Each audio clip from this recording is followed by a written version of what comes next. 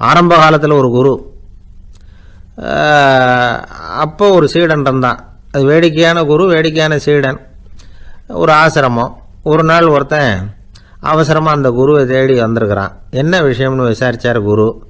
உங்கள் சீடர் என்னை அடிச்சுட்டார் அப்படின்னு புகார் பண்ணானான் அந்த ஆள். குரு சீடனை கூப்பிட்டார். அடிச்சே அந்த ஆளை அப்படின்னு கேட்டாரான். ஆமான் இருக்கான் சீடன். ஏன் அடிச்சே அப்படின்னு கேட்டாரான்.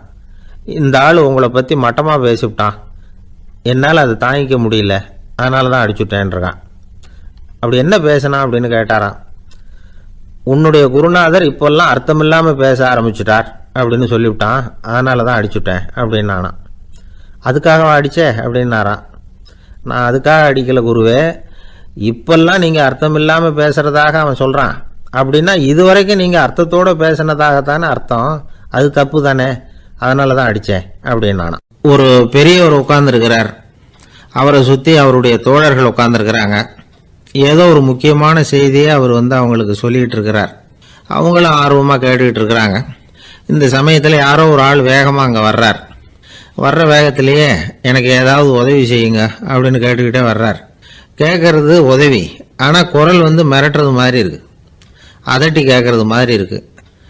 இதை கேட்டதும் அந்த பெரியவர் ஆத்திரப்படலை, ஆனால் அவரை சுற்றி இருந்தவங்க ஆத்திரப்பட்டாங்க. இதை பெரியவர் கவனித்தார். கொஞ்சம் அமைதியாக இருங்கன்னார். வந்தவரை கூப்பிட்டார். அவருக்கு சில பொருள்களை கொடுத்தார். என்னங்க இப்போ உங்களுக்கு மகிழ்ச்சி தானே அப்படின்னார். அப்படின்னு அலட்சியமாக அவர் சொல்கிறார். நான் உங்களை நல்ல முறையில் நடத்தினேன்னா அப்படின்னு கேட்குறாரு அவர் மறுபடியும். அதெல்லாம் ஒன்றும் இல்லை அப்படின்னு சொல்லி அவர் சொல்லிகிட்டு இருக்கிறாரு. குரலில் கடுமை குறையில. சுற்றி இருந்தவங்களால இதை பொறுத்துக்க முடியல. கோபத்தோடு அவரை நோக்கி நெருங்க ஆரம்பித்தாங்க. பெரியவர் அவங்களையெல்லாம் தடுத்து நிறுத்தினார். வந்தவரை வாங்க என்னோட அப்படின்னு சொல்லி அழைச்சிட்டு போனார். வீட்டுக்கு போனார். அங்கே போனதும் இன்னும் சில பொருள்களை எடுத்து அவர்கிட்ட கொடுத்தார். இப்போ திருப்தி தானே, நான் உங்ககிட்ட நல்ல முறையில் நடந்துக்கிட்டேனா அப்படின்னார். அவர் முகம் இப்போ தான் கொஞ்சம் மலர்ந்தது. ரொம்ப நன்றி, இறைவன் உங்கள் குடும்பத்துக்கு எல்லா நன்மைகளையும் செய்வான் அப்படின்னு சொன்னார். இதே வார்த்தைகளை என்னுடைய தோழர்கள்கிட்டே சொல்லிட்டீங்கன்னா அவங்க கோபம் தணிஞ்சிரும், வர முடியுமான்னார். கண்டிப்பாக வர்றேன் அப்படின்னாரு. மறுநாள் காலையில் அந்த இடத்துக்கு வந்தார். அதே மாதிரி சொல்லிவிட்டு அவர் போயிட்டார். தோழர்கள்லாம் ரொம்ப வியப்போடு பெரியவரை பார்த்தாங்க. அந்த பெரியவர் தான் நபிகள் நாயகம். அவர் சொன்னார், ஒருத்தன் ரொம்ப ஆசையாக ஒரு ஒட்டகத்தை வளர்த்துக்கிட்டு வந்தான். ஒரு நாள் அந்த ஒட்டகம் கயத்தை அறுத்துக்கிட்டு ஓடி போயிட்டுது. அக்கம் பக்கத்தில் இருக்கிறவங்கெல்லாம் அந்த ஒட்டகத்தை பிடிக்கிறதுக்கு முயற்சி பண்ணாங்க. அதை துரத்திக்கிட்டு ஓடினாங்க. ஒட்டகம் தாறுமாறாக ஓட ஆரம்பிச்சுது. இந்த சமயத்தில் ஒட்டகத்தை வளர்த்தவன் அங்கே ஓடி வந்தான். நீங்கள் அதை ஒன்றும் செய்ய வேணாம், விட்டுருங்க, அதோட சுபாவம் எனக்கு நல்லா தெரியும், அதை சுலபமாக என்னோடய வழிக்கு கொண்டுட்டு வந்துட முடியும், நான் பார்த்துக்கிறேன், விட்டுருங்க அப்படின்னா. எல்லாரும் விலகி போயிட்டாங்க. இவன் என்ன செஞ்சான் தெரியுமா? கொஞ்சம் புல்லை கையில் எடுத்துக்கிட்டு அந்த ஒட்டகத்தை நெருங்கினான். அவ்வளவுதான். அது ஓடி இவன் காலடியில் உட்காந்துக்கிட்டது. செல்லமாக அதை அப்படியே தடவி கொடுத்தான். முதுகில் ஏறி உட்காந்துக்கிட்டான். அது பாட்டுக்கு சாதுவாக நடந்து போகுது. இந்த கதையை நபிகள் நாயகம் தம்முடைய தோழர்களுக்கு சொல்கிறார். ஒட்டகத்தை மட்டும் இல்லை, சில மனிதர்களையும் கூட சில விதத்தில் அணுகிதான் அவர்களை சீர்திருத்த வேண்டியிருக்குது அப்படிங்கிறத அவங்களுக்கு உணர்த்தினார்.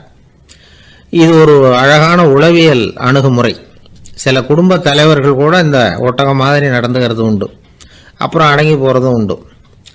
ஒரு குடும்ப தலைவர் காலையில் எழுந்திரிச்சதுலேருந்து சத்தம் போட்டு கத்திக்கிட்டு இருப்பார். பக்கத்தில் இருந்தவங்கெல்லாம் ஓடி போய் சமாதானம் பண்ணி பார்த்தாங்க. அவர் ஓயறது மாதிரி தெரியல. கடைசியில் அவர் மனைவி வந்தாங்க. நீங்கள் எல்லாம் விலகி போயிடுங்க, அவர் சுபாவம் எனக்கு தெரியும், நான் பார்த்துக்கிறேன் அப்படின்னாங்க. சரின்னு எல்லாரும் போயிட்டாங்க. சாயந்தரமாக பார்க்குறாங்க, அவர் சத்தம் இல்லாமல் ஒரு மூலையில் உட்காந்துருக்கிறார். ரொம்ப சாதுவா. ஆச்சரியமாக இருந்தது. என்னம்மா பண்ணீங்கன்னு கேட்டாங்க. அது ஒன்றும் இல்லைங்க, ஒரு வேளை சாப்பாட்டை நிறுத்தினேன், பட்னி போட்டேன், அவ்வளவுதான் அப்படின்னாங்க அந்த அம்மா. ஒரு ஜென் துறவி, அவருக்கு ரொம்ப வயசாயிட்டுது, கடைசி காலம். நண்பர்களெல்லாம் கூப்பிட்டார். நண்பர்களே, நான் வித்தியாசமான முறையில் சாகணும்னு ஆசைப்படுறேன், அதுக்கு ஏதாவது யோசனை சொல்லுங்களேன் அப்படின்னு கேட்டாராம். நண்பர்கள் சிரித்தாங்க.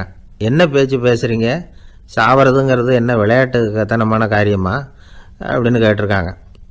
அந்த துறவி கொஞ்ச நேரம் யோசனை பண்ணார். அப்புறம் கேட்டாராம், இது வரைக்கும் யாராவது நடந்துக்கிட்டே இறந்துருக்குறாங்களா அப்படின்னாராம். எல்லாரும் இல்லைன்னாங்களாம். ஒருத்தர் மட்டும் சொல்லியிருக்கார், அப்படியும் ஒருத்தர் இறந்துருக்கிறதாக ஒரு கதையில் படிச்சிருக்கிறேன், ஒரு ஞானியால் தான் அப்படியெல்லாம் செய்ய முடியும் அப்படின்னு அவர் சொன்னாராம். சரி அப்படின்னா அந்த முறை நமக்கு வேணாம், நின்றுக்கிட்டே யாராவது உயிரை விட்டுருக்காங்களா அப்படின்னு விசாரிச்சாராம். அப்படியும் ஒருத்தர் இறந்துருக்கிறார் அப்படின்னாங்களாம்.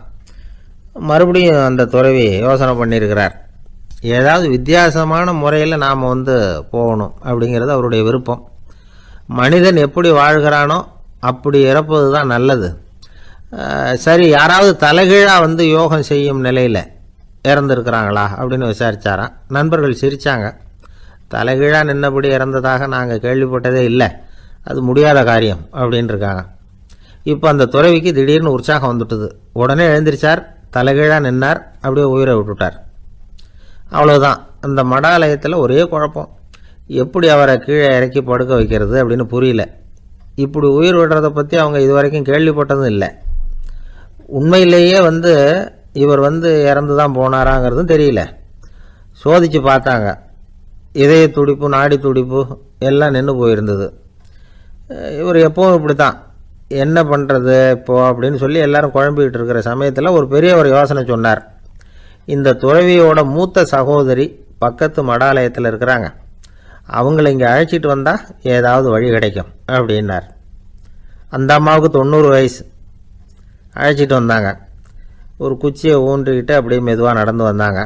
தம்பி தலைகீழாக நின்று உயிர் விட்டு இறக்கிறத பார்த்தாங்க. தம்பின்னு கூப்பிட்டு பார்த்தாங்க, ஒன்றும் காணோம். உடனே என்ன பண்ணாங்க, தன்னுடைய கைத்தடியால் தம்பியோட உடலை ஒரு தட்டு தட்டினாங்க.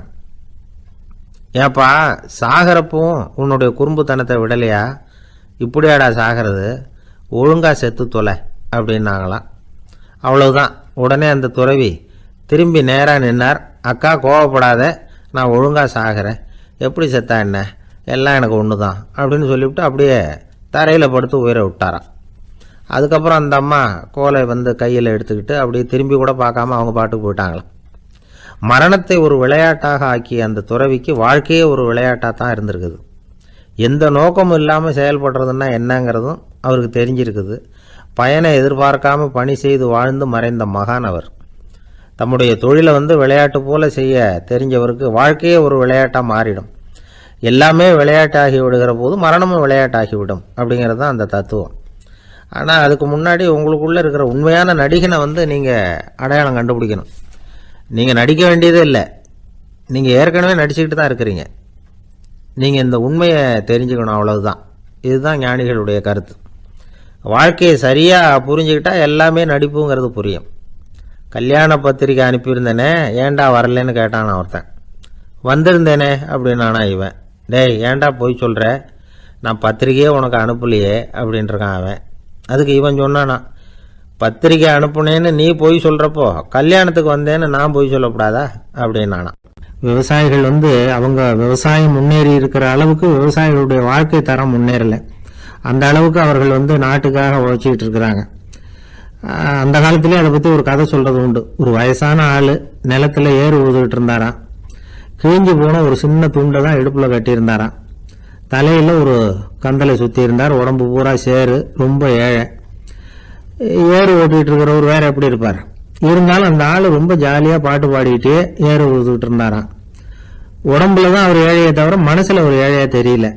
அந்த சமயத்தில் அந்த நாட்டு ராஜா அந்த பக்கமாக குதிரை மேலே வந்தாராம். வேட்டைக்கு போயிட்டு பரிவாரங்களோடு திரும்பி வந்துகிட்டு இருக்கிறார். ரொம்ப செல்வ செழிப்பில் இருக்கிற ராஜா அவர். அவரும் இந்த வயசான விவசாயியை பார்த்துருக்கார். இந்த ஆள் ரொம்பவும் ஏழைங்கிறது அவர் பார்த்தாவே பளிச்சுன்னு தெரியுது. கட்டிக்கிறதுக்கு நல்ல துணி இல்லை, உடம்போ இழைச்சி போயிருக்குது, வயிறு முதுகில் போய் ஒட்டிகிட்டு இருக்கு, கண்ணு குழு விழுந்து போயிருக்குது. ஆனாலும் முகத்தை பார்த்தா சந்தோஷமாக இருக்கிற மாதிரி இருக்கு. இவ்வளவு உற்சாகமாக பாடிக்கிட்டு இருக்கிறாரே அப்படின்னு ஆச்சரியமாக நினச்சி பார்த்தார் அந்த ராஜா. சரி, அவர்கிட்ட கொஞ்சம் பேச்சு கொடுத்து பார்க்கலாம் அப்படின்னு முடிவு பண்ணார். ஐயா பெரியவரே, இப்படி கொஞ்சம் வர முடியுமான்னாராம். பொழுது போகிறதுக்குள்ளே நான் இந்த வயல் பூரா உழவு ஓட்டி ஆகணும், அதனால் பேசுறதுக்கு நேரம் இல்லை அப்படின்னாராம் அந்த பெரியவர். என்ன அவ்வளவு அவசரமா, மீதி இருந்தால் நாளைக்கு உழுதக்கூடாதா? அது சரி, உனக்கு எத்தனை ஏக்கர் நிலம் இருக்குது அப்படின்னு விசாரிச்சிருக்கார் ராஜா. எனக்குன்னு சொந்தமாக உள்ளங்கை அளவு கூட நிலம் கிடையாது, இது எங்கள் முதலாளியோட நிலம். இதை பூராவும் ஊது முடிச்சாதான் அவர் கூலி கொடுப்பார். நான் கூலிக்கு ஊதுகிட்டு இருக்கிறேன், உங்ககிட்ட பேசிக்கிட்டு இருந்தா அவருக்கு துரோகம் பண்ணது மாதிரி ஆயிடும் அப்படின்னாராம். ராஜா குதிரை விட்டு கீழே இறங்கினார். வரப்புல நடந்து அந்த பெரியவர்கிட்டே போனாராம். சரி, ஒரு நாள் பூரா ஊதான் உனக்கு எவ்வளவு கூலின்னு கேட்டிருக்கார். 8 அணா கூலி கிடைக்கும்னாராம் அவர். இது ரொம்ப காலத்துக்கு முன்னாடி நடந்த ஒரு சம்பவங்கிறதுனால அப்ப 8 அணா கூலிங்கிறது ரொம்ப பெருசு. இருந்தாலும் அதுவும் அந்த ராஜாவுக்கு பெரிய கூலியா தெரியல. இவ்வளவுதானா, இதை வச்சுக்கிட்டு நீ எப்படி காலம் தள்ளுற அப்படின்னாராம். ஒன்றும் கவலை இல்லை அப்படின்னாராம் அவரு. ராஜாவுக்கு ரொம்ப ஆச்சரியமா போச்சு. 8 அணா கூலி வாங்குற இந்த ஆளு கவலை இல்லாம இருக்கிறார், ஏராளமான வசதியோட இருக்கிறன்னா கவலை இல்லாம வாழ முடியலையே அப்படின்னு நினைச்சு பார்த்திருக்கார். அது சரி, 8 அணாவில் எப்படி குடும்பம் நடத்துற அப்படின்னு கேட்டாராம். எனக்கு கிடைக்கிற 8 அணாவில் 2 அணா குடும்பத்துக்கு செலவழிக்கிறேன், 2 அணா பழைய கடனுக்கு கொடுக்குறேன், 2 அணா தர்மம் செய்யறேன், 2 அணா வட்டிக்கு கொடுக்குறேன், ஒரு குறையும் இல்லைன்னாராம். ராஜாவுக்கு ஒன்றும் புரியல. எனக்கு ஒன்றும் புரியலேன்னு இருக்காரு. ஐயா, எனக்கும் என் மனைவிக்கும் 2 அணா செலவாகுது. வயசான அம்மா அப்பா இருக்கிறாங்க, சின்ன வயசுல என்னை காப்பாத்தினவங்க அவங்க. அந்த கடனுக்கு 2 அணா செலவாகுது, அது பழைய கடன். என் தங்கச்சி ஒருத்தி ஆதரவு இல்லாத நிலைமையில தன்னுடைய மகனோட என் வீட்டுல இருக்கிறா, அவளுக்கும் அவள் மகனுக்கும் 2 அணா செலவு பண்றேன், அது தர்மம். எனக்கு 2 பிள்ளைங்க இருக்கிறாங்க, அவங்களுக்கு 2 அணா செலவு பண்றேன், அது வட்டிக்கு கொடுக்கறது மாதிரி. பிற்காலத்துல அவங்க எங்களை காப்பாத்துவாங்க. அந்த வகையில நான் திருப்தியோட வாழ்ந்துகிட்டு இருக்கிறேன் அப்படின்னாராம். ராஜாவுக்கு அர்த்தம் புரிய ஆரம்பிச்சுதான். அந்த பெரிய நிலத்தை விலை கொடுத்து வாங்கி அந்த பெரியவருக்கே தானமா கொடுத்துட்டாராம். இப்போ ஊழவருக்கே நிலம் சொந்தமாயிட்டுது. அன்னையிலிருந்து அரசனுக்கும் ஆறுதல் கிடைச்சுதான். இப்படி ஒரு கதை சொல்லுவாங்க. 8 அணா வருமானத்தை வச்சுக்கிட்டு எப்படி காலத்தை தள்ளுறதுன்னு சொல்றதுக்காக இந்த கதையை சொல்றதாக யாரும் தப்பா நினைச்சுக்க கூடாது. கிடைக்கிறத எப்படி பங்கு போடுறார், எப்படி திருப்தியா வாழறார் அப்படிங்கிறது தான் முக்கியம். அது மாதிரி இன்றைக்கு இந்த பொங்கல் திருநாள்ல உழவர்கள் மனசு மகிழ்ச்சியா இருந்ததுன்னா அது எல்லாரும் மகிழ்ச்சியா இருக்கிறது மாதிரி அர்த்தம். அதனால அவர்கள்ட்ட இருந்து நாம பாடம் கத்துக்கணும். சில உழவர்கள் தங்கள் நிலத்துல விளையறத தாங்கள் சாப்பிட மாட்டாங்க, அடுத்தவங்கள்ட்ட வித்துட்டு சந்தையில போய் வேற அரிசி வாங்கிட்டு வந்துதான் இவங்க சாப்பிடுவாங்க. அப்படிப்பட்ட விவசாயிகள்லாம் இது உண்டு. பங்கிடுகிற பண்பை உழவர்கள்ட்ட இருந்து கற்றுக்கொள்ளுங்கள் அப்படிம்பாங்க. ஒரு ஆள் நிம்மதியா மகிழ்ச்சியா இருந்தானா, உங்க நிம்மதிக்கும் மகிழ்ச்சிக்கும் என்ன காரணம்னு கேட்டிருக்காரு இன்னொருத்தர். என்கிட்ட இருந்தது பூராவையும் என் பிள்ளைங்களுக்கு சமமா பங்கு போட்டு கொடுத்துட்டேன், எனக்குன்னு எதுவுமே வச்சுக்கல, அதுதான் நிம்மதிக்கு காரணம்னு இருக்கான். உங்ககிட்ட இருந்தது எவ்வளவு இருந்தது அப்படின்னு கேட்டிருக்காரு அவரு. மொத்தமா ஒரு 50,000 ரூபாய் இருக்கும் அப்படின்னு இருக்கான். அவ்வளவும் பணமாவே இருந்ததா அப்படின்னு கேட்டிருக்காங்க அவங்க. இல்லைங்க, அவ்வளவும் கடன், அதை தான் பிரிச்சு கொடுத்துருக்கேன் பிள்ளைங்க கிட்ட அப்படின்னு நானும். அவன் நம்பிக்கை இல்லைன்னா இந்த உலகத்துல நாம நடமாடவே முடியாது. அவநம்பிக்கையோடு இருந்துகிட்டு இருந்தா என்னைக்கும் அவஸ்தை தான். நாம நம்புறது நடக்குதோ இல்லையோ அது வேற விஷயம். ஆனா எதையும் நம்பி தான் நாம அடி வைக்க வேண்டியிருக்கு.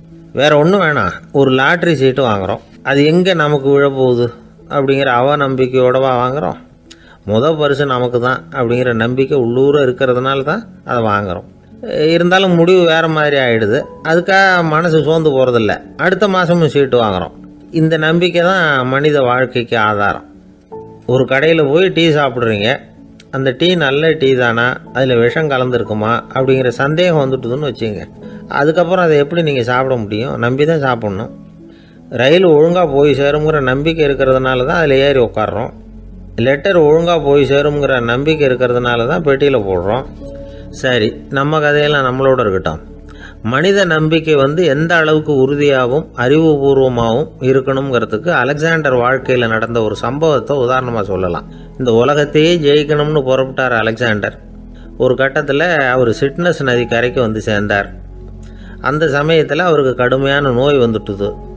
அவர் கூடவே வந்திருந்த கிரேக்க வைத்தியர்கள் என்னென்னமோ முயற்சியெல்லாம் பண்ணி பார்த்தாங்க.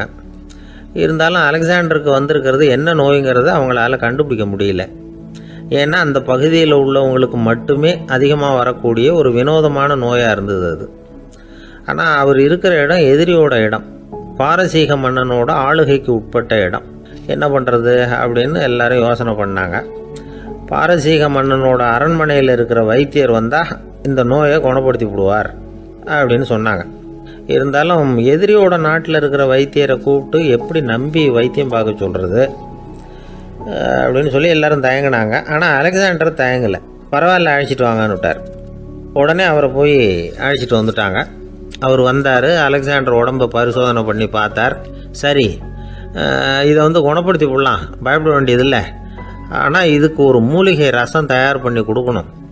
நான் போய் அதை தயார் பண்ணிவிட்டு 2 நாளில் திரும்பி வந்துடுறேன் அப்படின்னு சொல்லிவிட்டு போனார் அந்த வைத்தியர். அதே மாதிரி 2 நாளில் திரும்பி வந்தார் மூலிகை ரசத்தோடு. இதுக்கு இடையில் அலெக்சாண்டரோட தளபதிகளில் ஒருத்தர் ரகசியமாக ஒரு எச்சரிக்கை கடிதம் கொடுத்து அனுப்பியிருக்கிறான். அதை வாங்கி என்ன விஷயம்னு பார்த்தார்.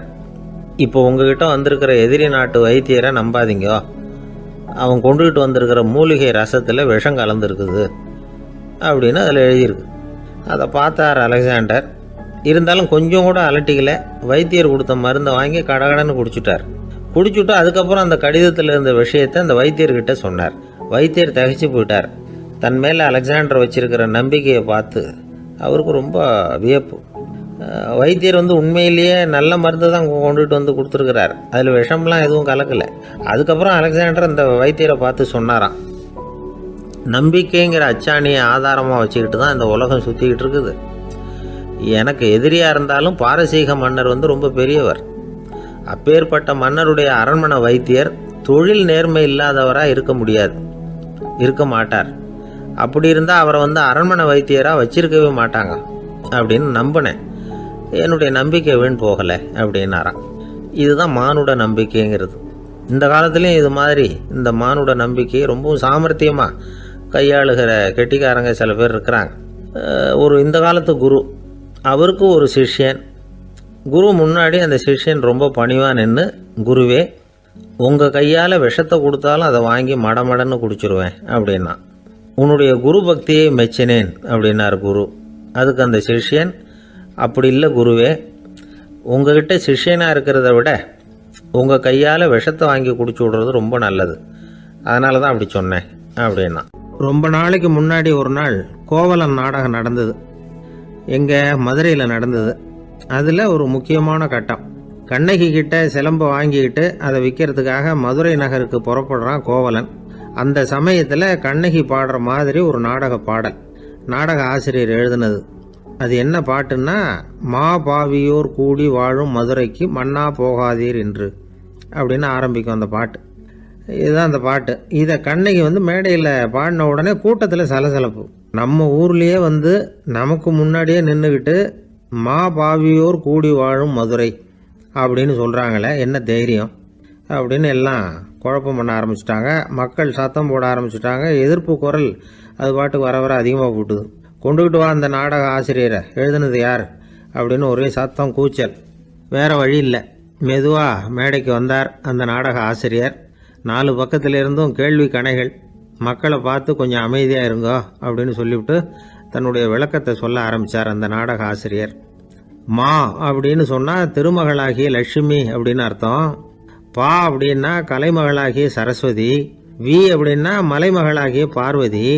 மா பாவியோர் அப்படின்னா திருமகளும் கலைமகளும் மலைமகளும், இவங்க மூவரும் அப்படின்னு அர்த்தம்.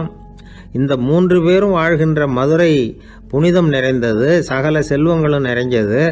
அப்படிப்பட்ட ஊரில் நான் அணிந்து கொள்ளும் இந்த சாதாரண சிலம்பை யார் வாங்கிக்குவாங்க அப்படிங்கிற எண்ணத்தோடு தான் கண்ணகி அப்படி சொல்கிறா. அதை நினச்சி தான் நான் எழுதினேன். ஆகவே மதுரையை ரொம்ப சிரமப்படுத்தணும், ரொம்ப மோசமாக எழுதணும் அப்படிங்கிற எண்ணம்லாம் எனக்கு கிடையாது. பெருமைப்படுத்தணும்னு நினச்சி தான் அப்படி எழுதினேன் அப்படின்னு விளக்கம் கொடுத்தாராம். இந்த விளக்கத்தை கேட்டதும் எல்லாரும் ரொம்ப சமாதானம் ஆகிட்டாங்களாம். இப்படி விளக்கம் கொடுத்த அந்த நாடக ஆசிரியர் யார் தெரியுமா? அவர் தான் தமிழ் நாடக உலகின் முதல் ஆசான் சங்கரதாஸ் சுவாமிகள். அவருக்கு நகைச்சுவை உணர்வும் அதிகம். 1920ஆம் ஆண்டு திருநெல்வேலியில் அவர் தங்கியிருக்கிறார் நாடகம் நடத்துறதுக்காக. அவர் தங்கியிருந்த வீட்டில் கொசு மூட்டைப்பூச்சி அதிகமாக இருந்திருக்கு. அவரால் தூங்கவே முடியல. அவர் அனுபவித்த தொல்லைகள் ஒரு பாட்டாக உருவாச்சு. வேடிக்கையாக ஒரு பாட்டு எழுதினாராம். மூட்டையும் கொசுவும் ஒரு வீட்டிலே மீட்டிங் போட்டால் முன்னே நிற்க யாரால் முடியும்? கொசு மோகன ராகம் போல சத்தம் போட்டு முன்னே நின்று செய்திடும் யுத்தம். இதை மறுநாள் நாடகத்தில் கோமாளி வேஷம் போட்ட ஒரு சிறுவனை விட்டு பாட வச்சிருக்காரு. எல்லாரும் சிரித்து ரசித்தாங்களாம். சங்கரதாஸ் சுவாமிகள் கல்யாணமே பண்ணிக்கல, துறவி மாதிரியே வாழ்ந்திருக்கார். தமிழ் நாடக கலைக்கு தன்னையே அர்ப்பணம் பண்ணிட்டவர் அவர். 1922 நவம்பர் மாதத்தில் ஒரு நாள் புதுச்சேரியில் அவர் வாழ்க்கை முடிஞ்சுது. அப்போ அவருக்கு வயசு 55. சங்கரதாஸ் சுவாமிகள் நாடக ஆசிரியர் மட்டும் இல்லை, மேடை நாடக இயக்குனர், தயாரிப்பாளர், அவரே ஒரு சிறந்த நடிகர். ஒரு தடவை சாவித்திரி நாடகத்தில் இவர் யமதர்மனா வேஷம் போட்டு நடிச்சிருக்கிறார். நாடகம் பார்த்துக்கிட்டு இருந்த கருவுற்ற ஒரு பெண்மணிக்கு பயத்தினால அங்கேயே குழந்தை பிறந்துட்டு தான். அந்த நிகழ்ச்சிக்கு அப்புறம் இவர் இந்த வேஷம் போடுறப்போலாம் ஜனங்களுக்கு முன்கூட்டியே எச்சரிக்கை கொடுக்க ஆரம்பிச்சிருவாராம். அதாவது அப்படி யாராவது பயப்படுறவங்க இருந்தால் கொஞ்சம் கண்ணை மூடிங்க அல்லது எழுந்திரிச்சு போடுங்கன்னு. நடிப்புன்னா அப்படிலாம் இருக்கணும். இந்த காலத்தில் நடிகர் ஒருத்தர் சொன்னார், சார் நான் இந்த நாடகத்தில் நடிக்கிறப்போ முகத்தில் நவரசங்களையும் காட்டி நடித்தேன், உணர்ச்சிகளை எல்லாம் நல்லா காட்டி நடித்தேன். அப்படி இருந்தும் ஜனங்கள் கல்லை எடுத்து மேடையில் வீசிவிட்டாங்க சார் அப்படின்னார். நாடகத்தில் உங்களுக்கு என்ன வேஷம் அப்படின்னு கேட்டாங்க. அது செத்து கிடக்கிற பணமாக நடித்தேன் சார் அப்படின்னார். ஒரு குரு, இளம் சீடர்கள் எதிரில் உட்காந்துருக்கிறாங்க. குரு பாடம் நடத்திக்கிட்டு இருக்கிறார். சீடர்களுக்கு ஒரு ஆசை, அதாவது ஒரு முக்கியமான மந்திரத்தை நம்ம குருநாதர்கிட்ட இருந்து கற்றுக்கணும் அப்படிங்கிறது அவங்க ஆசை. அது என்ன மந்திரம்னா, இறந்தவரை உயிர்ப்பிக்கக்கூடிய புனித மந்திரம். அதாவது செத்தவங்களுக்கு மீண்டும் உயிர் உண்டாக்குகிற மந்திரம். குருவே தயவு பண்ணி அந்த மந்திரத்தை எங்களுக்கு உபதேசிக்கணும் அப்படின்னு கேட்டாங்க. அது ரொம்ப ஆபத்தானது, அது என்னத்துக்கு உங்களுக்கு வேண்டாமேன்னாராம் குரு. எங்களுடைய நம்பிக்கை உறுதிப்படுறதுக்காகத்தான் கேட்குறோம், வேற ஒன்றும் இல்லை அப்படின்னு நாங்களாம் சீடர்கள். பக்குவப்படாத அறிவுங்கிறது ரொம்ப ஆபத்தானது அப்படின்னாராம் குரு. இது சீடர்களுக்கு புரியல. அது எப்படிங்க பக்குவப்படாத அறிவு ஆபத்தானதுன்னு சொல்றீங்க, அப்படின்னா என்ன அப்படின்னு கேட்டிருக்காங்க சீடர்கள். குரு அதுக்கு விளக்கம் கொடுத்தாராம். அந்த மந்திரத்தை எப்போ பயன்படுத்தணுங்கிறது முக்கியம். அதை அறியக்கூடிய ஞானம் ஏற்படுகிற வரைக்கும் அதை தெரிஞ்சுக்காமல் இருக்கிறது தான் நல்லது, இல்லைன்னா ஆபத்துன்னாராம். ஆனால் அந்த சீடர்கள் அதை கேட்குற மாதிரி இல்லை, ரொம்ப பிடிவாதம் பண்ண ஆரம்பிச்சுட்டாங்க. சரி வாங்க சொல்கிறேன்னார் குரு. எல்லாரும் வந்தாங்க. அந்த புனித மந்திரத்தை அவங்களுக்கு ரகசியமாக உபதேசம் பண்ணார். உபதேசம் பண்ணிவிட்டு அவங்களுக்கு எச்சரிக்கையும் கொடுத்தார். இந்த மந்திரத்தை நல்லா ஆராய்ச்சி பார்த்ததுக்கு அப்புறம் தான் உச்சரிக்கணும், அவசரப்பட்டு எதுவும் செஞ்சிடக்கூடாது அப்படின்னு ஒரு தடவைக்கு பல தடவை எச்சரிக்கை கொடுத்தார். சரின்னு சொல்லிவிட்டு அவங்கெல்லாம் மந்திரத்தை கற்றுக்கிட்டு எழுந்திரிச்சு போயிட்டாங்க. ஒரு நாள் அந்த சீடர்கள் எல்லாம் மணற்பாங்கான இடத்துல அப்படியே நடந்து போயிட்டு இருக்கிறாங்க. ஒரு பாலைவன பகுதி மாதிரி ஒரு இடம். அங்கே ஒரு இடத்துல எலும்புகள் குவியலாக கிடந்தது. உடனே இந்த சீடர்கள் முன்ன பின்ன யோசிக்காம, தியானமும் பண்ணாம, அந்த மந்திரத்தோட பயனை சோதிச்சு பார்க்கணும் அப்படின்னு நினச்சிக்கிட்டு அந்த மந்திரத்தை உச்சரிக்க ஆரம்பிச்சிட்டாங்க. அவ்வளவுதான். உடனே என்னாச்சு தெரியுமா, அந்த எலும்புகள் எல்லாம் ஓநாய்களாக மாறி அவங்கள துரத்த ஆரம்பிச்சுட்டுது. சீடர்கள் எல்லாம் தலைதெறிக்க ஓட ஆரம்பிச்சிட்டாங்க. ஓநாய்களும் விடலை, அவங்கள துரத்தி பிடிச்சி கடிச்சு கொதற ஆரம்பிச்சுட்டுது. அப்போதான் அந்த சீடர்களுக்கு குரு சொன்ன அறிவுரையோட அர்த்தம் புரிஞ்சுது. பக்குவப்படாத அறிவு ஆபத்தானது அப்படிங்கிறது. அதனால் இதிலேருந்து நாம் தெரிஞ்சுக்க வேண்டியது என்னென்னா, நாம் நம்ம அறிவை வளர்த்துக்கிட்டா மட்டும் போதாது, அந்த அறிவை எப்போ எப்படி பயன்படுத்தணும் அப்படிங்கிற பக்குவமும் நமக்கு வரணும். அப்போ தான் வாழ்க்கை நல்லபடியாக அமையும், இல்லைன்னா இடைஞ்சல் தான். இந்த காலத்தில் சில சின்ன பிள்ளைங்களுக்கே அறிவு ரொம்ப பக்குவப்பட்டிருக்குங்கிறத உணர முடியுது. ஒரு சின்ன பையன் பள்ளிக்கூடத்தில் மார்க் லிஸ்ட் கொடுத்தாங்க, வாங்கிக்கிட்டு அவசரமாக வீட்டுக்கு ஓடினான். எதிரில் வந்த ஒருத்தர் கேட்டார், என்ன அவசரம், ஏன் இப்படி வேகமாக ஓடுறேன்னார். எங்கள் அம்மா கிட்ட அடி வாங்கணும், அதுக்காக தான் ஓடுறேன்னா. அடி வாங்கிறதுக்கா இவ்வளவு அவசரம்னார் அவர். அப்படி இல்லைங்க, நான் போகிறதுக்குள்ளே எங்கள் அப்பா வீட்டுக்கு வந்துட்டாருன்னா அவர்கிட்ட அடி வாங்க வேண்டியிருக்கும், அதை அவாய்ட் பண்ணுறதுக்காக இப்படி ஓடுறேன் அப்படின்னு நானும் அந்த பையன். இந்த உலகத்தில் எல்லாருக்கும் மகிழ்ச்சி தரக்கூடிய ஒரு பொருள் எது? இது ஒரு முக்கியமான கேள்வி. இந்த கேள்விக்கு பொருத்தமான ஒரு பதிலை உங்களால் சொல்ல முடியுமா? அதாவது கொஞ்சம் யோசித்து பார்த்தா பணம்னு சொல்லலாமா? இப்போ கையில் காசு இல்லாதவங்ககிட்ட ஒரு 10 ரூபாயை கொடுத்தா அது அவனுக்கு சந்தோஷத்தை கொடுக்கும்.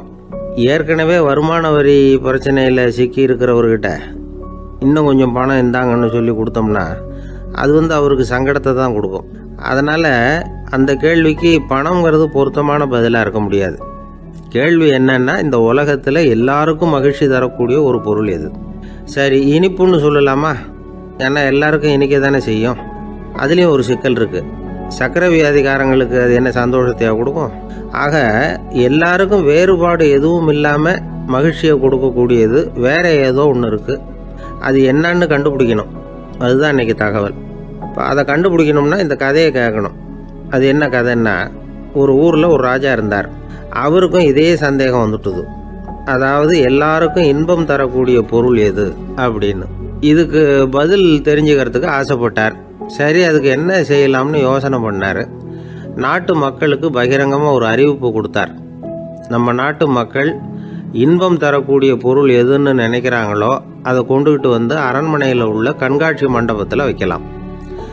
அப்படி அவங்க வைக்கிற பொருள்களில் எது எல்லாருக்கும் இன்பம் தரக்கூடியதாக இருக்குமோ அதை வச்சவருக்கு 1000 பொற்காசுகள் பரிசு அப்படின்னு அறிவிப்பு கொடுத்துட்டார். ஜனங்கள் இந்த அறிவிப்பை கேட்டாங்க. அதுக்கப்புறம் சும்மா இருப்பாங்களா? 1000 பொற்காசுன்னா சும்மாவா? அவங்க கையில் என்னென்ன கிடைச்சதோ அதையெல்லாம் கொண்டாந்து அரண்மனை காட்சி மண்டபத்தில் வச்சுட்டாங்க. அதுக்கப்புறமா ராஜா அங்கே வந்தார். ஒவ்வொன்றா பார்த்துக்கிட்டே வந்தார். முதல்ல ஒரு குயில் இருந்தது, இனிமையாக பாடக்கூடிய குயில். இந்த குயிலோட இன்னிசை எல்லாருக்கும் இன்பம் தரக்கூடியது தான். இருந்தாலும் காது கேட்காதவங்களுக்கு இந்த இசை எப்படி இன்பம் தர முடியும்? அதனால் இது சரியில்லைன்னு விட்டார். அடுத்தபடியாக போனார். அங்கே என்ன வச்சுருக்குறாங்கன்னு பார்த்தா ஒரு அழகான மயில் அங்கே தோகை விரித்து ஆடிக்கிட்டு இருக்குது. இந்த மயிலோட ஆட்டம் மனசுக்கு இன்பம் தரக்கூடியது தான். இருந்தாலும் பார்வை இல்லாதவங்க இந்த ஆட்டத்தை பார்த்து ரசிக்க முடியுமா? முடியாது. அதனால் இதுவும் சரியில்லை அப்படின்னு சொல்லிவிட்டார். அதுக்கு அடுத்தபடியாக போனார். பல வகையான இனிப்பு பண்டங்களை வச்சுருந்தாங்க. பார்த்தார், வயசானவங்களுக்கும் நோயாளிகளுக்கும் இது இன்பம் தராது, துன்பம் தான் கொடுக்கும் அப்படின்னார். இப்படி ஒவ்வொன்றா பார்த்துக்கிட்டே போகிறார். அழகான மலர்கள், கனிகள், ஓவியங்கள் எதுவுமே பொருத்தமாக தெரியல. சகல பேருக்கும் இன்பம் தரக்கூடிய வகையில் எதுவும் இல்லை. கடைசியாக வந்தார். அங்கே ஒரு களிமண் பொம்மை இருந்தது. அது என்ன பொம்மை தெரியுமா? பசியால் வாடி இருக்கிற ஒருத்தருக்கு ஒரு அம்மா இனிமையாக பேசிக்கிட்டு சோறு போடுறது மாதிரி அந்த பொம்மையை செஞ்சுருந்தாங்க. அதுக்கு கீழே அன்பு அப்படின்னு எழுதியிருந்துதான். ராஜா பளிச்சுன்னு ஒரு முடிவுக்கு வந்தார். அந்த பொம்மையை செஞ்ச சிற்பியை வரவழைச்சார், பரிசு கொடுத்தார். அன்பு ஒன்று தான் எல்லாருக்கும் இன்பம் அளிக்கக்கூடிய பொருள். காது கேட்காதவங்களும் அதை கேட்க முடியும், பார்வை இல்லாதவங்களும் அதை பார்க்க முடியும், குழந்தைகளும் அதை உணர முடியும் அப்படின்னு அதுக்கு விளக்கம் கொடுத்தார் அந்த மன்னர். இந்த உலகத்தில் எல்லாருக்கும் மகிழ்ச்சி தரக்கூடிய ஒரு பொருள் அன்பு தான். அதை புரிஞ்சுக்கிட்டு தான் சில கணவன்மார்கள் மனைவி பேரில் ரொம்ப அன்பை காட்டிக்கிறது வழக்கம். ஒரு வீட்டு வாசப்படி பக்கமாக மழைக்கு ஒதுங்கினார் ஒருத்தர். மழை தூரிக்கிட்டு இருந்தது, இருட்டு நேரம். அந்த வீட்டில் இருந்தவர், இன்னைக்கு ராத்திரி வேணும்னா இங்கேயே தங்கிட்டு காலையில் போங்க அப்படின்னார். உடனே இவர் சொன்னார், ரொம்ப நன்றிங்க, ஒரு 10 நிமிஷத்தில் இதை வந்துவிடுறேன் அப்படின்னு சொல்லிவிட்டு எங்கேயோ ஓடினார். 10 நிமிஷம் கழித்து திரும்பி வந்தார். ஆமாம், எங்கே போயிட்டு வந்தீங்கன்னு கேட்டார் வீட்டில் இருந்தவர். நேராக எங்கள் வீட்டுக்கு போய் மனைவி கிட்ட இன்னைக்கு ராத்திரி இங்கேயே தங்கிக்கிறேன்னு சொல்லிவிட்டு வந்துட்டேன் அப்படின்னார் அவர். அன்புல இது ஒரு ரகம். இந்த உலகத்தில் எவ்வளவோ உயிரினங்கள் இருக்குது. ஒவ்வொன்றும் ஒவ்வொரு விதமாக சண்டை போடுது. இப்போ 2 மாடு சண்டை போட்டுக்குதுன்னு வச்சுங்க, என்ன பண்ணும்? 2 முட்டிக்கும். அதுக்கு சண்டை போடுறதுக்கு ஆயுதமாக உபயோகப்படுறது அதோட கொம்பு. 2 சேவல் சண்டை போட்டுக்குதுன்னு வச்சுங்க, அதுக்கு ஆயுதமாக உபயோகப்படுறது அதோட கால் நகம். காலால் தான் அது ஒன்றோட ஒன்று சண்டை போட்டுக்கும். ஆனால் 2 மனுஷன் சண்டை போட்டுக்கிறான்னு வச்சுங்க, இவன் இன்னதை தான் ஆயுதமாக உபயோகப்படுத்துவான்னு குறிப்பிட்டு சொல்ல முடியாது. கல்லை எடுப்பான், கத்தி எடுப்பான், துப்பாக்கி எடுப்பான், என்ன வேணாலும் பண்ணுவான். வாயால் திட்டுவான், கையால் அடிப்பான், காலால் உதைப்பான், சகலகலா வல்லவன். விலங்குகள்லாம் பொதுவாக வாயை சாப்பிட்றதுக்கு மட்டும்தான் உபயோகப்படுத்துது. ஆனால் இவனுக்கு சாப்பிட்றதுக்கும் அதுதான், சாப்பிட்டு விட்டு திட்டுறதுக்கும் அதுதான். ஆனால் ஒரு விஷயத்தில் மட்டும் கெட்டிக்கிறேன். அதாவது நாம் சண்டை போட்டுக்கிட்டாலும் பரவாயில்லை, கோழிகள் சண்டை போடாமல் இருக்கணும் அப்படின்னு ஆசைப்படுறான். எதுக்காக? கோழிகள் சண்டை போடாமல் இருந்தால் நிறைய முட்டைகள் போடுமா, அதுக்காக தான் இந்த அக்கறை. கோழி பண்ணை வச்சுருக்கிறவங்களுக்கு இது ஒரு பெரிய பிரச்சனை. அதாவது பண்ணையில் இருக்கிற கோழிகளுக்குள்ளே அடிக்கடி சண்டை வந்துடும். அதனால் முட்டை உற்பத்தி குறைஞ்சிரும். சரி, இதுக்கு என்ன பண்ணுறது? பண்ணையில் போய் உட்காந்துக்கிட்டு தினமும் பஞ்சாயத்து பேசிகிட்டு இருக்க முடியுமா? அமெரிக்காவில் கோழி பண்ணை வச்சுருக்கிற ஒருத்தர் இதை பற்றி யோசனை பண்ணி பார்த்தாராம். ஒரு வழியையும் கண்டுபிடிச்சிருக்கார். கோழிக்கெல்லாம் மூக்கு கண்ணாடி மாட்டி விட்டுட்டோம்னா அது சண்டை போடுற குணம் குறைஞ்சிரும், முட்டை அதிகமாகிடும். அந்த கண்ணாடியில் உள்ள லென்ஸு சிவப்பு நிறத்தில் இருக்கணும், அவ்வளவுதான் அப்படின்னு அவர் கண்டுபிடிச்சாராம். இது ஏற்கனவே நடைமுறையில் கண்டுபிடிக்கப்பட்ட ஒரு விஷயம். ஆனால் எல்லா கோழிக்கும் சிவப்பு மூக்கு கண்ணாடி எப்படி மாட்டி விடுறது? அப்படியே மாட்டி விட்டாலும் அது நழுவாமல் இருக்கணுமே. இப்போ நாமெல்லாம் நடு விரலால் மூக்கு கண்ணாடி நடுவில் தொட்டு அப்படி ஸ்டைலாக சரி பண்ணிக்கிறோம். அது மாதிரி கோழி எப்படி சரி பண்ணிக்கும்? இதுதான் பிரச்சனை. இதுக்கு அவர் என்ன வழி கண்டுபிடிச்சாருன்னா, கோழிக்கெல்லாம் மூக்கு கண்ணாடிக்கு பதிலாக விழியொட்டு வில்லைகள், கான்டாக்ட் லென்ஸ், அதை பொருத்தி விட்டா என்ன அப்படின்னு யோசனை பண்ணார். அதே மாதிரி பண்ணார். அதே மாதிரி செஞ்சு பார்த்தார், வெற்றி. அதுக்கப்புறம் கோழியெல்லாம் சண்டை போட்டுக்கலையாம், சமாதான பிரியர்களாக ஆகிட்டு தான். கோழிகளுக்கு இயல்பாகவே சண்டை போடுற குணம் உண்டு. ஆனால் அதோட கண்ணுக்கு பார்க்குற பொருள்லாம் ரோஜா நிறத்துலையோ அல்லது இன்னும் சொல்ல போனால் அழுத்தமான சிவப்பு நிறத்துலையோ தெரிஞ்சதுன்னா சண்டை போடுற குணம் குறைஞ்சிருதான். அந்த சமயத்தில் அது அதிகமாகவும் முட்டையிட ஆரம்பிச்சுடுதான். அதே நேரத்தில் இறை எடுக்கிறத கூட குறைச்சிக்குதான். இது ஏன் இப்படி பண்ணுதுங்கிறது விஞ்ஞானிகளுக்கு இன்னமும் புரியலையா. எப்படியோ அமெரிக்க கோழிகள்லாம் கான்டாக்ட் லென்ஸ் பொருத்திக்க ஆரம்பித்தாச்சு. கோழி கழுத்தை பிடிச்சிக்கிட்டு ஒரு சில வினாடிகளில் அதை பொருத்தி போடுறாங்களாம். கோழியோட ஆயுள் பூரா அது அப்படியே இருக்குமா. பண்ணையில் முட்டை உற்பத்தி குறைஞ்சா இது மாதிரி விஞ்ஞானபூர்வமாக பரிகாரம் தேடுறது தான் நல்லது. நமக்கு வேண்டியப்பட்ட ஒருத்தர், அவர் ஒரு கோழி பண்ணை வச்சுருந்தார். அந்த பண்ணையில் பாதி கோழி திடீர்னு செத்து போச்சு. உடனே ஒரு கால்நடை மருத்துவர்கிட்ட போக வேண்டியது தானே. அங்கே போகல. உள்ளூரில் மந்திரம் பண்ணிகிட்டு இருந்த ஒரு சாமியார்கிட்ட போனார். அவர் காலில் விழுந்தார். சாமி, என் பண்ணையில் பாதி கோழி செத்து போட்டுதுன்னார். சாமியார் யோசனை பண்ணார். சரி, பண்ணையில் வாசப்படி கிழக்கு பக்கமாக வச்சுருக்கியா மேற்கு பக்கமாக வச்சுருக்கியான்னு கேட்டார். கிழக்கு பக்கமாக இருக்குன்னார் அவர். அதுதான் தப்பு, மேற்கு பக்கமாக அதை மாற்று, சரியாக போடும்னாராம். அதே போல் இவர் போய் மாற்றிவிட்டார். அப்பவும் பாதி செத்து போச்சு. மறுபடியும் சொன்னார், சாமி மறுபடியும் பாதி கோழி செத்து போட்டுதேன்னார். சரி, கூரை எப்படி போட்டிருக்க, ஓடு போட்டிருக்கியா இல்லை கீத்து போட்டிருக்கியான்னார். ஓடு போட்டிருக்கேன்னாராம் அவர். அதுதான் தப்பு, அதை கீத்து போட்டுரு, சரியாக போடும்னாராம். சரின்னு போய் அதையும் மாற்றி பார்த்தார். மறுபடியும் போயிட்டுது, கோழி செத்து போச்சு. வந்தார். மறுபடியும் பாதி செத்து போச்சு சாமின்னு வந்தார். இவரும் யோசனையை மாற்றி மாற்றி சொல்லிகிட்டே இருக்கிறார். இப்படி அவரும் மாற்றி மாற்றி பார்த்தார். 6வது தடவையாக அவரை தேடிட்டு வந்தார். அந்த சமயத்தில் இவர் ரொம்ப தீவிரமாக யோசனை பண்ணி பார்த்துட்டு, அது சரிப்பா, நீயே என்கிட்ட சளைக்காமல் வந்துக்கிட்டு இருக்கிற, நானும் யோசனை சொல்லிகிட்டு இருக்கேன். இப்போவும் உங்ககிட்ட சொல்கிறதுக்கு என்கிட்ட யோசனை நிறையா இருக்குது. ஆனால் சோதிக்கிறதுக்கு உங்ககிட்ட கோழி இல்லையே, என்ன பண்ணுறது அப்படின்னாராம். இவர் நடந்து போய்கிட்டு இருந்தார். அவர் தோளில் ஒரு பெரிய துணி மூட்டை, அதை சுமந்துக்கிட்டு கடத்தெருவை நோக்கி அவர் போய்கிட்டு இருக்கிறார். வழியில் அவரை சந்தித்தார் உமர். அவர் கேட்டார், கலீஃபா அவர்களே, எங்கே புறப்பட்டுட்டீங்க அப்படின்னு கேட்டார். கலீஃபான்னா ஆட்சித்தலைவர்னு அர்த்தம். இதுக்கு அவர் சொன்னார், நான் துணி வணிகம் செய்கிறவன், அதனால் துணி வியாபாரம் செய்கிறதுக்காக போயிட்டுருக்கிறேன்னார். நீங்கள் இப்போ இந்த நாட்டுக்கு ஆட்சித்தலைவர், ஆட்சி பொறுப்பில் இருக்கிறீங்க. நீங்கள் வியாபாரம் செய்ய போட்டால் அரசு பணிகளை செய்கிறது யார் அப்படின்னு கேட்டார் அவர். நான் அரசு பணிகளை மட்டுமே செஞ்சுக்கிட்டு இருந்தா என் குடும்பத்தை காப்பாற்றுறது யார் அப்படின்னு கேட்டார் அவர்.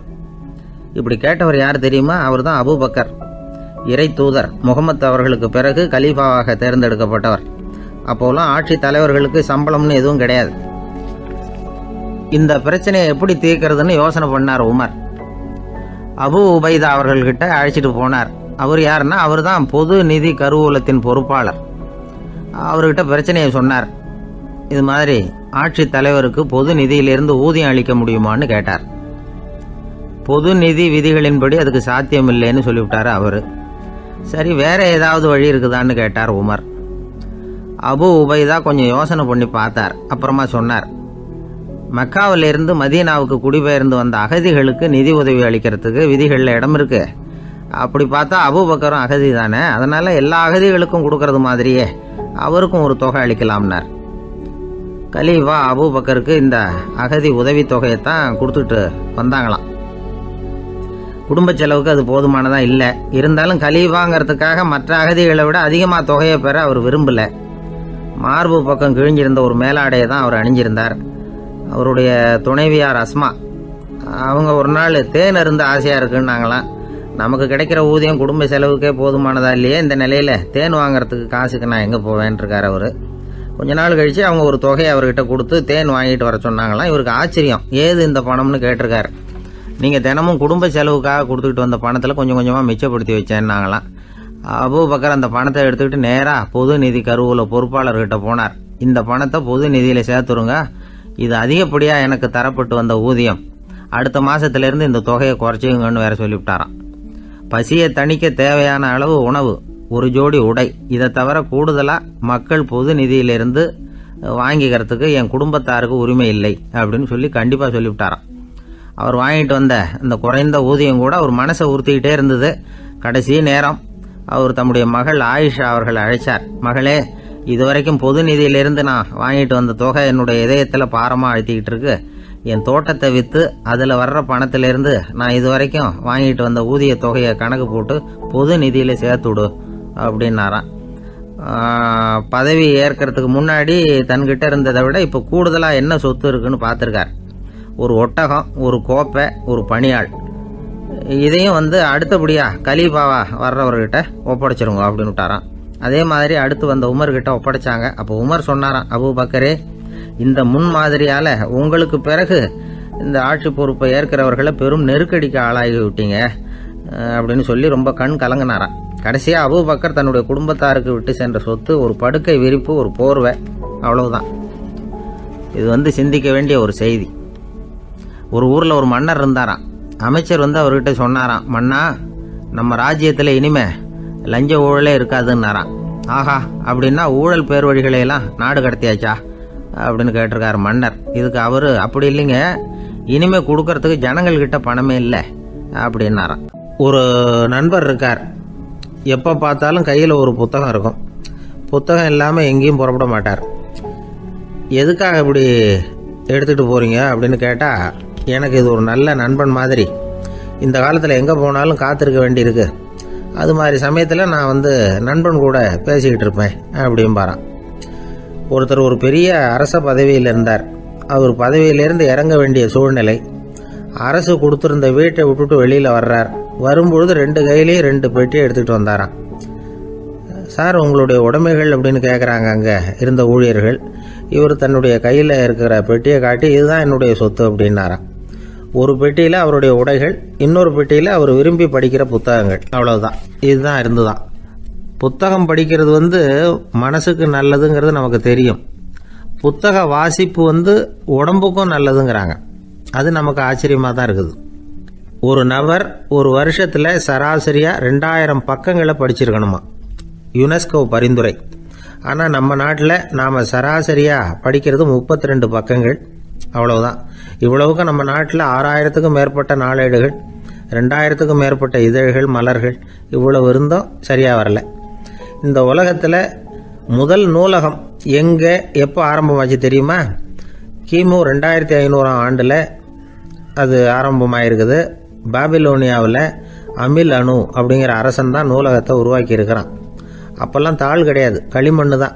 களிமண் பலகைகளில் எழுதி அது தொகுத்து அப்படியே நூலாக்கி அதை நூலகத்தில் வச்சுருப்பாங்களாம்.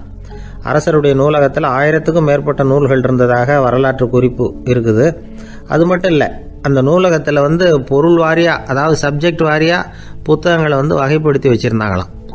அதில் மிச்சம் இருந்த ஒரு 25 களிமண் பலகை புத்தகங்கள் இன்றைக்கும் பிரிட்டிஷ் அருங்காட்சியகத்தில் இருக்குதான். அச்சு, தாள் இதெல்லாம் ஏற்பட்டதுக்கு அப்புறம் அமைக்கப்பட்டது தான் பிரான்சில் இருக்கக்கூடிய பாரிஸ் நூலகம். 1480 பிரெஞ்சு மன்னர் 11ஆம் லூயி இந்த நூலகத்தை அமைச்சாராம். ஆனால் அப்போல்லாம் அரசர்கள் மட்டும்தான் நூலகத்தை பயன்படுத்த முடியுமா. அதுக்கப்புறம் 17ஆம் நூற்றாண்டில் இந்த முறை மாறி பொதுமக்கள் அங்கே போகலாம், படிக்கலாம் அப்படிங்கிற நிலைமை வந்துதான். போட்லியன் நூலகம் அப்படின்னு அதுக்கு பேர், பாரிஸ் நகரத்தில் இருக்குது. அங்கே தான் நூல்களின் பட்டியல் தயாரிப்பு பணி ஆரம்பமாச்சு. கல்வி வளர்ச்சியையும் நூலகத்தையும் இணைச்சவர் நெப்போலியன் போனபார்ட். முன்பணம் செலுத்தி புத்தகத்தை படிக்கிற முறையையும் அவர் தான் கொண்டுட்டு வந்தாராம். மக்கள்கிட்ட வசூலிக்கிற வரியின் ஒரு பகுதியை நூலகத்துக்கு பயன்படுத்தினவரும் அவர் தானா. நெப்போலியன் நூலகத்தில் உலகத்தில் உள்ள எல்லா மொழி நூல்களும் இருக்குதான். அங்கே ஒரு தமிழ் நூலும் இருந்திருக்குது. அது என்னென்னா கம்பராமாயணம். சோவியத் யூனியனுக்கு படையெடுத்து போனப்போ அங்கேருந்து லட்சக்கணக்கான புத்தகங்களை இந்த பனிச்சறுக்கு வாகனங்கள் இருக்குல்ல, அதில் கொண்டுகிட்டு வந்ததாக வரலாறு.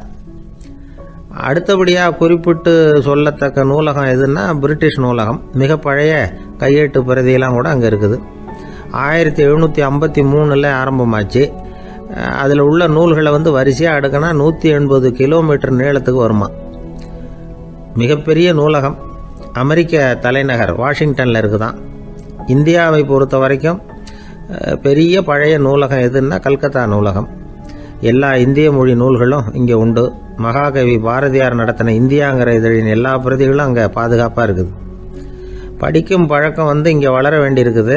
ஒருத்தர்கிட்ட ஒரு புஸ்தகத்தை கொடுத்து விமர்சனம் எழுத சொல்லியிருந்தாங்க. கொஞ்ச நாள் கழித்து அவரை போய் பார்த்து, என்னங்க புஸ்தகத்தை படித்து பார்த்தீங்களா அப்படின்னு கேட்டாங்களாம். இதுக்கு அவர் சொல்லியிருக்கிறார், இன்னும் நான் படித்து பார்க்கலிங்க, இப்போ தானே விமர்சனமே எழுதி முடிச்சிருக்கிறேன், இனிமே தான் படிக்கணும் அப்படின்னாராம். ஒருத்தர் ரொம்பவும் மகிழ்ச்சியாக வந்துக்கிட்டு இருந்தார். என்ன விஷயம்னு விசாரித்தேன். நான் தோற்று போயிட்டேன், அதுதான் மனசுக்கு மகிழ்ச்சியாக இருக்குது அப்படின்னார். எனக்கு இது ரொம்ப ஆச்சரியமாக போச்சு. இந்த உலகத்தில் தோற்று போகிறவங்க யாரும் மகிழ்ச்சியாக இருக்கிறதில்ல. அப்படி இருக்கிறப்ப இவர் இப்படி சொல்கிறாரே, எங்கே தோற்று போனீங்கன்னு கேட்டேன். அதுக்கப்புறம் தான் அவர் விவரமாக சொன்னார். என்னோட 5 வயசு குழந்தையோடு நான் விளையாடிக்கிட்டு இருந்தேன். அந்த விளையாட்டில் என் குழந்தை ஜெயிச்சுட்டுது, நான் தோற்று போயிட்டேன் அப்படின்னார் ரொம்ப உற்சாகமாக. நான் யோசித்து பார்த்தேன். அதாவது நாம் சின்ன குழந்தையாக இருக்கிறப்போ எந்த விளையாட்டில் கலந்துக்கிட்டாலும் அதில் நாம் தான் ஜெயிக்கணும்னு ஒரு வெறி நமக்குள்ளே இருக்கும். நம்மளை எதிர்த்து விளையாடுறவர் நல்லவரா கெட்டவரா, பெரியவரா சின்னவரா அப்படிங்கிறதெல்லாம் முக்கியம் கிடையாது. அவர் தோற்று போகணும், நாம் ஜெயிக்கணும், அதுதான் முக்கியம். எதிரியை சந்தோஷப்படுத்த விளையாடுகிற கலை அப்போ நமக்கு தெரியறதில்ல. வாழ்க்கையில் ஒரு பக்குவம் வந்ததுக்கு அப்புறம் வெற்றி பெறணுங்கிற மன அழுத்தம் போயிடுது.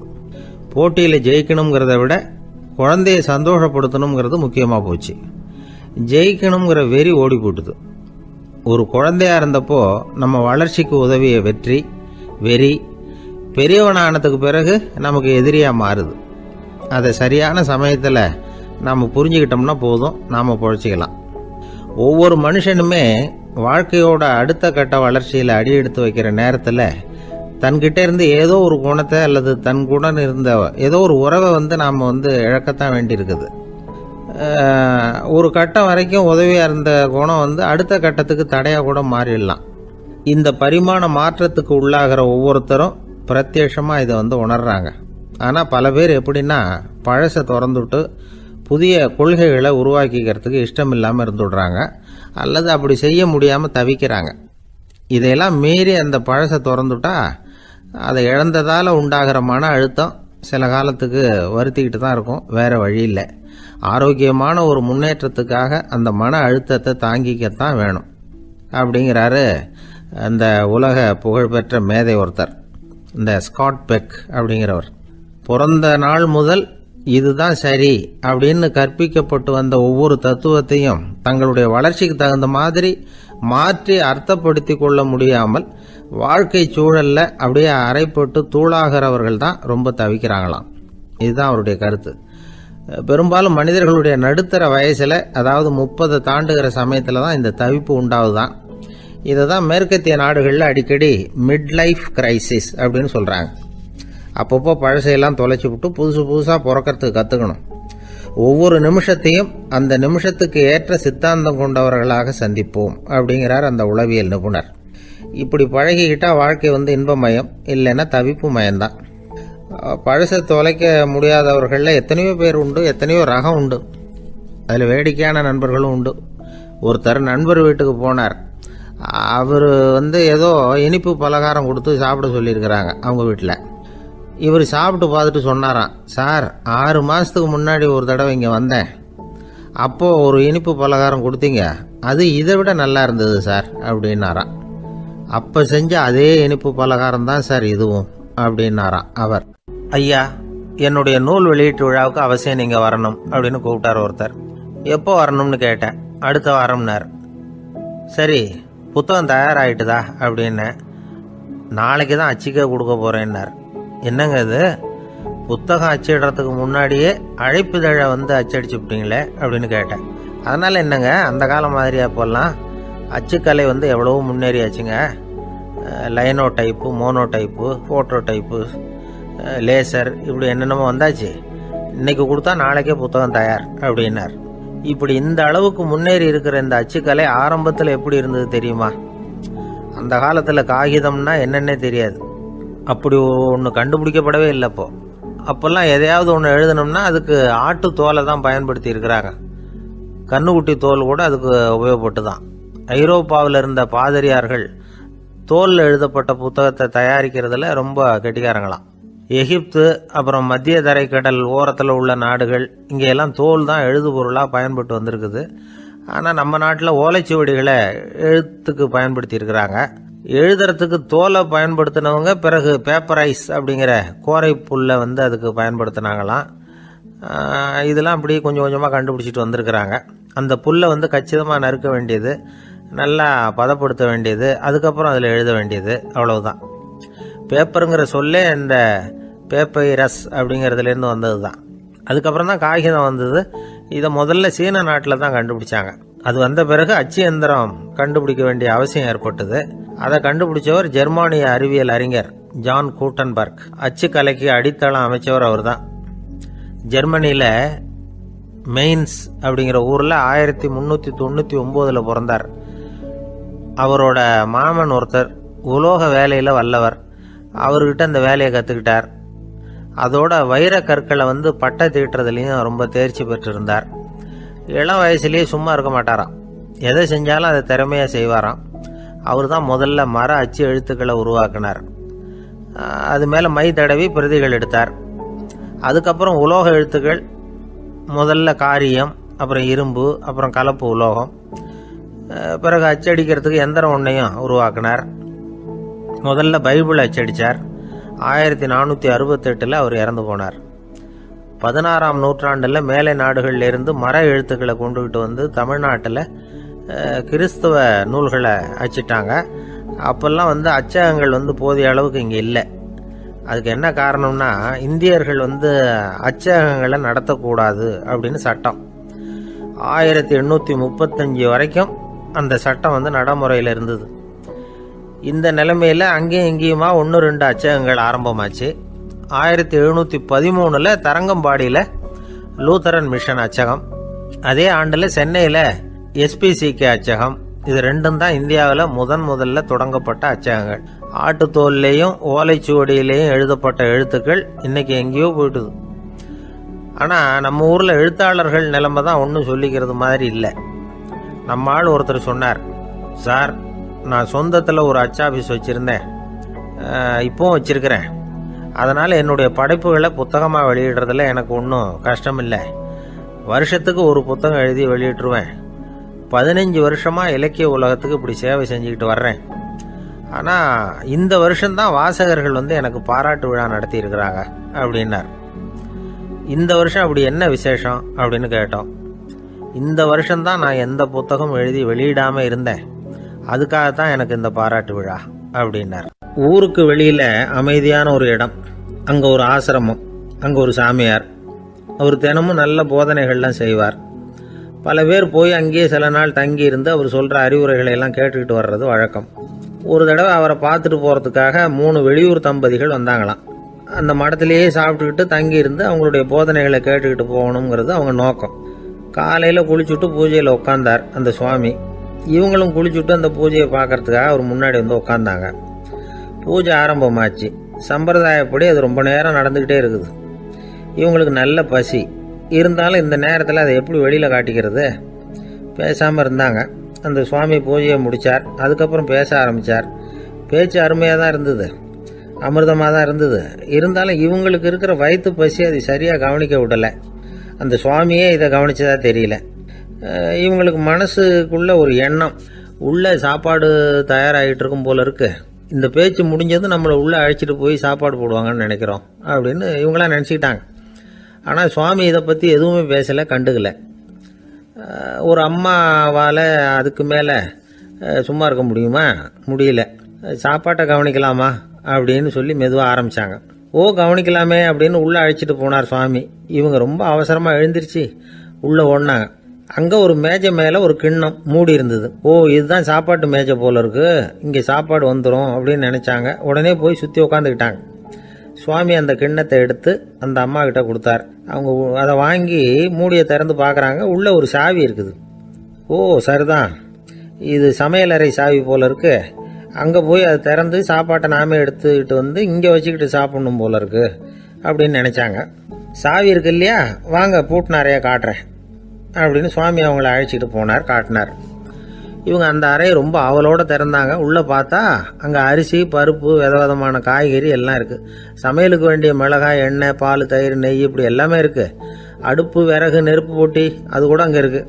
சாப்பாடு தயாராக இருக்கும்னு நினச்சிக்கிட்டு போனால் இப்படி இருக்குதே அப்படின்னு சொல்லி அதை பார்த்ததும் ரொம்ப சோர்ந்து போட்டாங்க அவங்க. சுவாமி, என்ன இது சாப்பாடு இல்லையா அப்படின்னாங்க. அதுதான் சாப்பாட்டுக்கு வேண்டிய எல்லாம் இங்கே இருக்குதே. அடுப்பு மூட்டி நீங்கள் தான் அவங்கவுங்க ருசிக்கு தகுந்த மாதிரி சமைச்சிக்கணும். இந்த சன்னியாசிக்கு எப்படி சமைக்க தெரியும் அப்படின்னு கேட்டார் சுவாமி. சாப்பாடு தயாராக இருக்கும்னு நாங்கள் எதிர்பார்த்தோம் அப்படின்னாங்க. நீங்கள் இப்படி சொல்லுவீங்கன்னு நானும் எதிர்பார்த்தேன். இது வரைக்கும் நான் எவ்வளவோ தத்துவம்லாம் எடுத்து சொன்னேன். எல்லாத்தையும் விட இதுதான் அனுபவபூர்வமான தத்துவம்.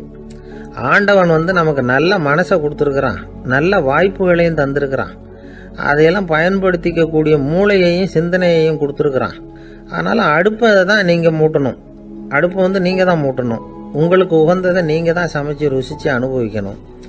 ஆண்டவனே அதை செஞ்சிகிட்டு இருக்க மாட்டான் அப்படின்னாரான் அந்த சுவாமி. நம்முடைய வாழ்க்கையில் பல நல்ல பலன்களை பெறறதுக்கு நாம் தான் முயற்சி பண்ணணும்.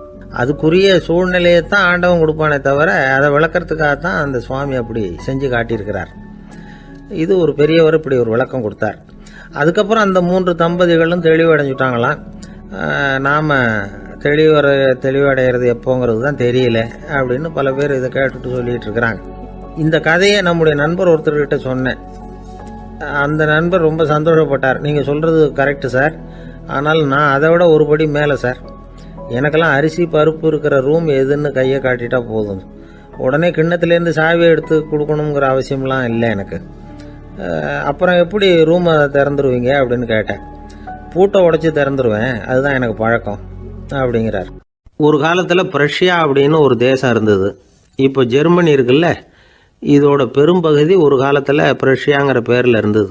அப்போ அதுக்கு அரசராக இருந்தவர் மகா ஃப்ரெடரிக், அதாவது ஃப்ரெடரிக் தி கிரேட் அப்படின்னு சொல்லுவாங்க. அந்த ராஜாவுக்கு ஒரு சந்தேகம். நாம் பல வகையான வரிகளை விதித்து வசூல் பண்ணுறோம், அப்படி பண்ணி வருமானம் குறைஞ்சிக்கிட்டே போகுதே, இதுக்கு என்ன காரணமாக இருக்கும்? இதுதான் அவருக்கு ஏற்பட்ட சந்தேகம். ஒரு சமயம் அந்த அரசர் தம்முடைய அமைச்சர்களையும் பிரபுக்களையும் தளபதிகளையும் கூப்பிட்டு ஒரு விருந்து வச்சார். விருந்து முடிஞ்சதும் அவங்கள பார்த்து இந்த சந்தேகத்தை கேட்டார். வரிகள் அதிகமாக விதித்து வருமானம் குறையறதுக்கு என்ன காரணம் அப்படின்னு கேட்டார். பல பேருக்கு இதுக்கு சரியாக பதில் சொல்ல தெரியல. அனுபவசாலியான ஒரு தளபதி எழுந்திருச்சார். அரசே, அது எப்படிங்கிறத இப்போ உங்களுக்கு காட்டுறேன்னார். உடனே ஒரு பெரிய பனிக்கட்டி ஒன்றை தன்னுடைய கையில் எடுத்தார். அதை அப்படியும் எப்படியும் திருப்பி பார்த்தார். அப்புறம் அடுத்தவர்கிட்ட கொடுத்தார். அவர் அதை அப்படியும் இப்படியும் திருப்பி பார்த்துட்டு அடுத்தபடியாக இருந்தவர்கிட்ட கொடுத்தார். இப்படியே இதை ஒவ்வொருத்தராக பார்த்துட்டு ஒவ்வொரு கையாக மாறி கடைசியில் மன்னர் கைக்கு போய் சேர்ந்தது. மன்னர் கைக்கு அந்த பனிக்கட்டி போய் சேர்ந்தப்போ அது கொஞ்சம் கொஞ்சமாக உருகி ஒரு பட்டாணி கடலை சைஸுக்கு ஆயிட்டுது. மன்னர் யோசனை பண்ணார், வரி அதிகமாக போட்டாலும் வந்து சேர்றது குறைவாக இருக்கிறதுக்கு என்ன காரணம் அப்படிங்கிறது அவருக்கு புரிஞ்சு போச்சு. காலம்தான் மாறிட்டு இருக்கே தவிர இந்த கையூட்டு வாங்குற பழக்கம் மாறினதாக தெரியல. இன்னொரு ராஜா இருந்தார். அவர் தன்னுடைய ராஜாங்கத்தில் லஞ்ச ஊழலே சுத்தமாக இருக்கக்கூடாது அப்படின்னு நினச்சார். அவர்கிட்ட பல்வேறு துறைகளுக்கும் பொறுப்பாக இருந்த பல பேரும் ரொம்ப சுத்தமாகவும் நேர்மையாகவும் இருந்தாங்க.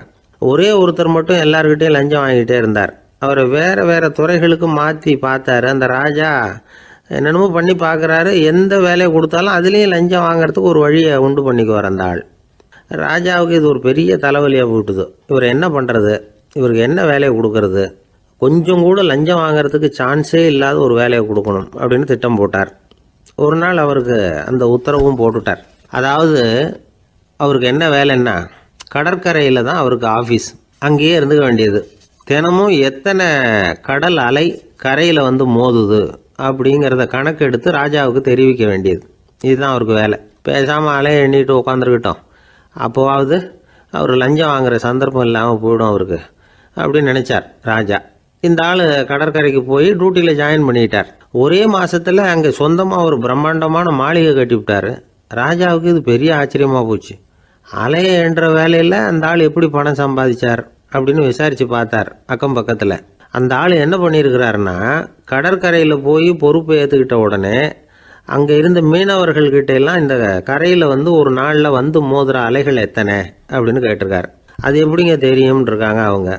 தினமும் அந்த எண்ணிக்கை தெரியணும். நம்ம ராஜாவுக்கு தினமும் அறிக்கை அனுப்பணும், டெய்லி ரிப்போர்ட்டு. தவறுனா நீங்கள் இந்த கடலில் போய் மீன் பிடிக்கிறதுக்கு ராஜாவோட அனுமதி கிடைக்காது. அப்படின்னு இருக்காரு. உடனே மீனவர்கள்லாம் பயந்து போட்டாங்க. கடலுக்கு போகிறதுக்கு அனுமதி இல்லைன்னா பட்டினி கிடக்கிறது மாதிரி ஆயிடுமே.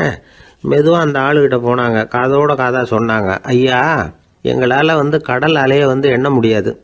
தினமும் எங்களால் முடிஞ்சதை உங்களுக்கு பணமாக கொடுத்துட்றோம். நீங்கள் தான் ராஜா கிட்ட சிபாரிசு பண்ணி நாங்கள் தொடர்ந்து மீன் பிடிக்கிறதுக்கு அனுமதி வாங்கி கொடுக்கணும் அப்படின்னு வேண்டிக்கிட்டாங்க. பணம் தினமும் சேர ஆரம்பிச்சுட்டுது. பதவியில் மற்ற பதவியோட இந்த பதவி எவ்வளவோ மேல் அப்படின்னு நினச்சிட்டான் அந்த ஆள். அது மட்டும் இல்லை, தயவு பண்ணி என்னை இந்த இடத்த விட்டு மாற்றி விடாதீங்க சார் அப்படின்னு வேற கேட்க ஆரம்பிச்சுட்டானா. கிபி 1078 வருஷம் மார்ச் மாதம் 19ஆம் தேதி திங்கட்கிழமை அதிகாலை நேரம் ஒரு குழந்தை பிறந்தது. எங்க தெரியுமா? காஸ்பியன் கடலுக்கு தெற்கே பாரசீக மொழி வழங்கிய தபரிஸ்தான் மாநிலத்துல ஜீலான்கிற புனித நகர், அதோட புறநகர் பகுதியில் உள்ள நீப்புங்கிற ஊர்ல தான் அந்த குழந்தை பிறந்தது. அந்த இடம் இப்போ ரஷ்யாவில் இருக்கு. அந்த குழந்தை யாருன்னு நினைக்கிறீங்க? அதுதான் முஹித்தீன் பெருமான், ஆன்மீக சாதனைகள் புரிந்த மகான் முஹித்தீன் ஆண்டகை. தன்னுடைய 18வது வயசுல உயர்கல்விக்காக ஜீலான் நகரத்தை விட்டு பகுதாத் நகரத்துக்கு புறப்பட்டு போறார். இளம் பிராயம் தானே, அதனால துணைக்கு ஒரு வர்த்தக கூட்டத்தோட சேர்ந்து போயிட்டு இருக்கிறார். ரொம்ப தூரம் போகணும். ஒவ்வொரு இடமா தங்கி தங்கி போயிட்டு இருக்கிறாங்க. ஒரு இடத்துல ஒரு கொள்ளை கூட்டம் பயங்கரமான ஆயுதங்களோட அவங்கள வழிமறிச்சுட்டுது. அந்த வர்த்தக கூட்டம் வச்சிருந்த பொருள்களை எல்லாம் அவங்க பறிச்சு விடுறாங்க. இவங்களும் பயந்துகிட்டு இருந்தது எல்லாத்தையும் அவங்க கிட்ட கொடுத்துடுறாங்க. முஹித்தீன் ஆண்டகை மட்டும் இதையெல்லாம் பார்த்துக்கிட்டு தனியா ஒதுங்கி நிற்கிறார். ஒரு 18 வயசு பையன் மட்டும் இப்படி தனியா அநாத சிறுவன் மாதிரி நின்றுட்டு இருக்கிறத அந்த கொள்ளை கூட்டத்தில் இருந்த ஒருத்தன் பாக்குறான். கிட்ட நெருங்கி வர்றான். அலட்சியமாகவும் கிண்டலாகவும் உங்ககிட்ட ஏதாவது இருக்குதா அப்படின்னு கேட்கறான். இவங்கிட்ட என்ன இருக்க போகுது அப்படிங்கிற நம்பிக்கையில அவன் அப்படி கேட்கறான். உடனே இவரு, ஓ இருக்குதே, என்கிட்ட 40 தீனார் இருக்கு அப்படிங்கிறார். இப்படி சொல்லியும் அந்த கொள்ளைக்காரனுக்கு நம்பிக்கை வரல. என்னிடம் விளையாடாத, பொய் சொல்லாத, உண்மையை சொல்லு அப்படிங்கிறான் அவன். உண்மையைத்தான் சொல்றேன், என்கிட்ட 40 தீனார் இருக்கு அப்படிங்கிறார் இவர். எங்க வச்சிருக்கிற அப்படின்னு கேக்குறான்.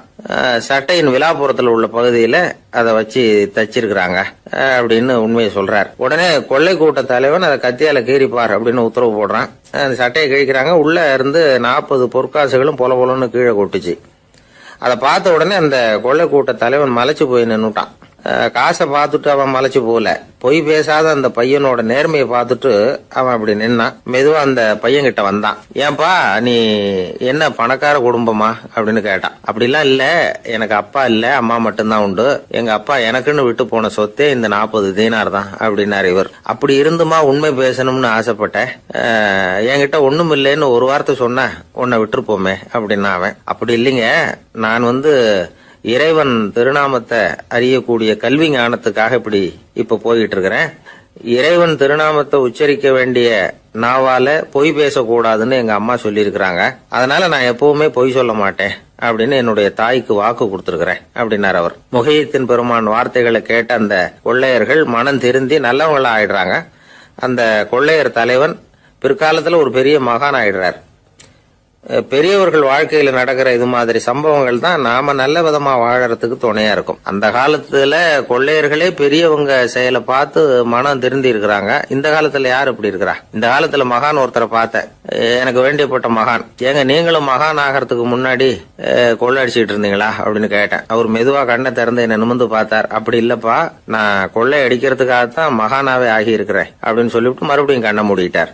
21ஆம் வருஷம் செப்டம்பர் மாசம் 22ஆம் தேதி மதுரை மேலமாசி வீதியில உள்ள ஒரு வீடு. அங்க அன்னைக்கு நடந்த ஒரு அற்புத நிகழ்ச்சி பின்னாடி உலக மக்களை எல்லாம் ஆச்சரியப்பட வச்சுது. இந்திய வரலாற்றிலேயே அது ஒரு முக்கியமான நிகழ்ச்சி. உலக மக்கள் கவனமெல்லாம் காந்திஜியின் பக்கம் திரும்புறதுக்கு காரணமா இருந்த நிகழ்ச்சி அது. கதர் துணி பிரச்சாரத்துக்காக காந்திஜி மதுரைக்கு வந்திருந்தார். சென்னை துணி வணிகர் சங்கத்தின் துணைத் தலைவர் ஒருத்தர் இருந்தார், ராம்ஜி கல்யாண் சேட்ஜி. அவருடைய வீடு மதுரை மேலமாசி வீதியில் இருந்தது. அந்த வீட்டில் தான் காந்திஜி தங்கியிருந்தார். அப்போது வயலுக்கு போகிற உழவர்கள்லாம் சின்ன சின்ன துண்டை இடுப்பில் கட்டிக்கிட்டு கலப்பையை தூக்கிக்கிட்டு தெருவில் நடந்து போகிறத கவனிச்சார். ஏற்கனவே சேலத்துக்கு தெற்க பல பகுதிகளில் ஆண்களும் பெண்களும் அறகுறை ஆடைகளோட உழைச்சிக்கிட்டு இருக்கிறத கண்ணால் கண்டிருக்கிறார் அவர். இந்தியரின் சராசரி உடை இவ்வளவு தான் அப்படிங்கிறத புரிஞ்சுக்கிட்டார். மனசை என்னவோ பண்ணியிருக்குது. ராத்திரி பூரா அதை பற்றியே யோசனை. 22/9/21 வியாழக்கிழமை காலையில் காந்திஜி எழுந்திருக்கிறார். அவர் கூட தங்கியிருந்தவங்களையெல்லாம் பார்த்து சொன்னார், இன்னையிலிருந்து அறையில் முழு அகல துண்டு தான் கட்டுவேன். குளிர் அதிகமாக உள்ள காலங்களில் மட்டும் போர்வை ஒன்றும் உபயோகப்படுத்துவேன். மற்றபடி மேலங்கியோ குல்லாவோ எதுவும் போட்டுக்க மாட்டேன். தற்காலிகமாக இந்த ஏற்பாட்டை 1 மாதத்துக்கு ஏற்றுக்குவேன். அதுக்கு பிறகு உசிதம் போல எண்ணி பார்த்து முடிவு பண்ணுவேன் அப்படின்னார். அவருடைய குரல் உறுதியாக இருந்துதான். உடனே செயலில் இறங்கினார். தம்முடைய 10 முழ வேட்டி, மேலங்கி, உள் சட்டை, குல்லா எல்லாத்தையும் களைஞ்சார். வேட்டியிலிருந்து ஒரு 4 முழ துணியை எடுத்துக்கிட்டார். இதுக்கு உதவி செஞ்சவர் அன்னைக்கு விருதுநகரில் பிரபல தொண்டராக இருந்த பழனிக்குமார பிள்ளை. வெட்டி எடுத்த துண்டை நீள வாக்கில் ரெட்டையாக மடித்தார். அதை இடுப்பில் துண்டு மாதிரி கட்டிக்கிட்டார். தலையில் சின்ன உச்சி குடுமி, அறையில் சின்ன துண்டு. அண்ணல் காந்தி ஆண்டி கோலத்தில் காட்சி அளிக்கிறார். கூட இருந்தவங்களை பார்த்து காரைக்குடிக்கு புறப்படலாமே அப்படின்னார்.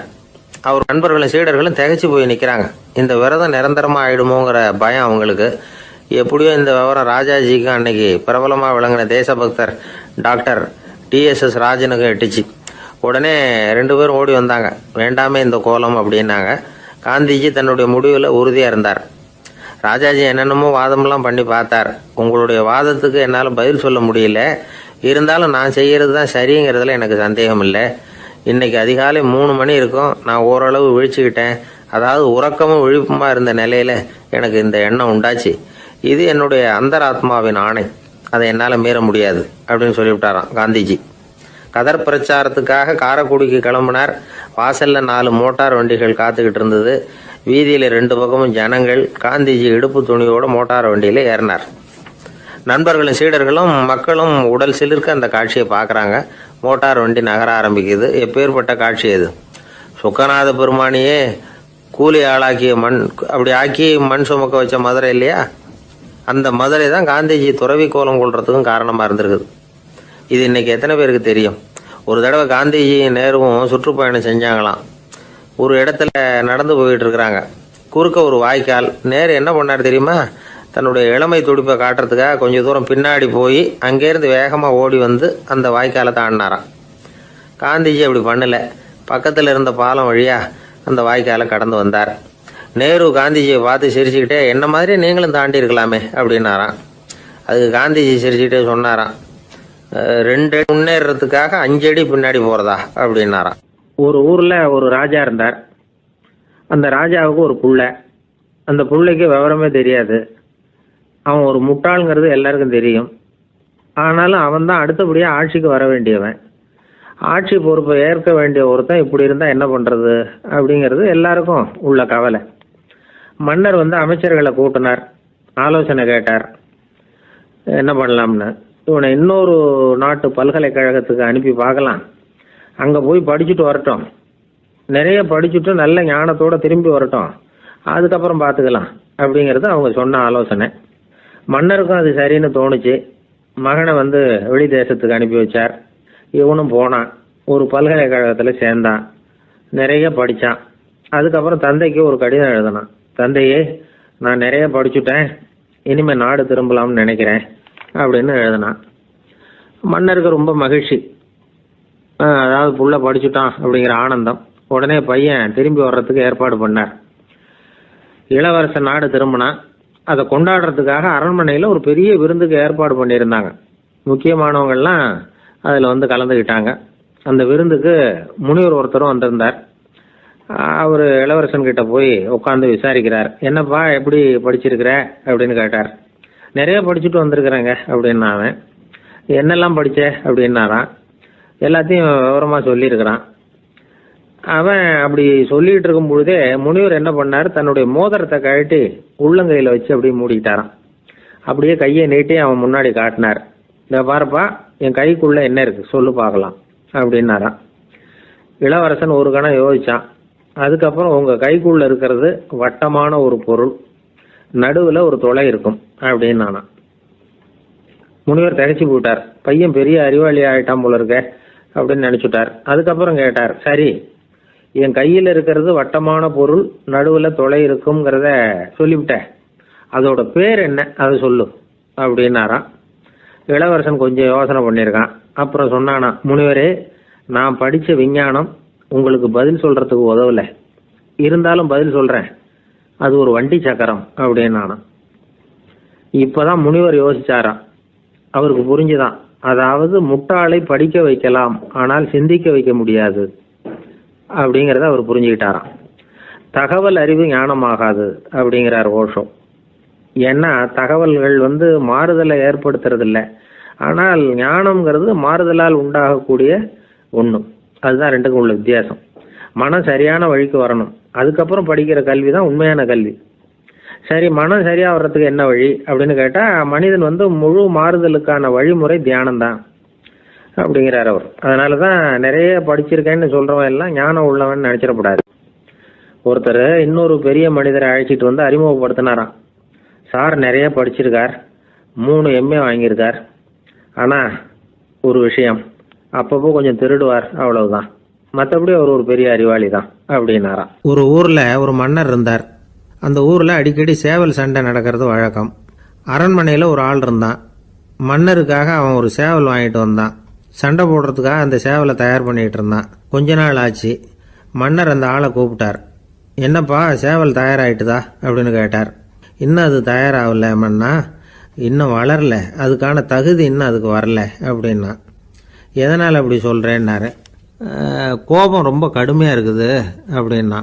சரி அப்படின்னு விட்டுட்டார்.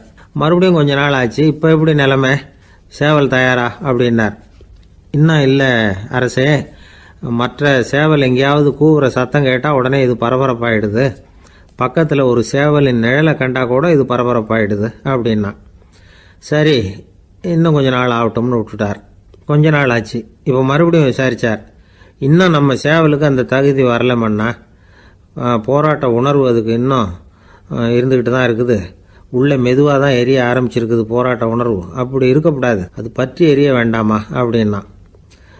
இன்னும் கொஞ்ச நாள் ஆச்சு. இப்போ எப்படின்னு கேட்டார்.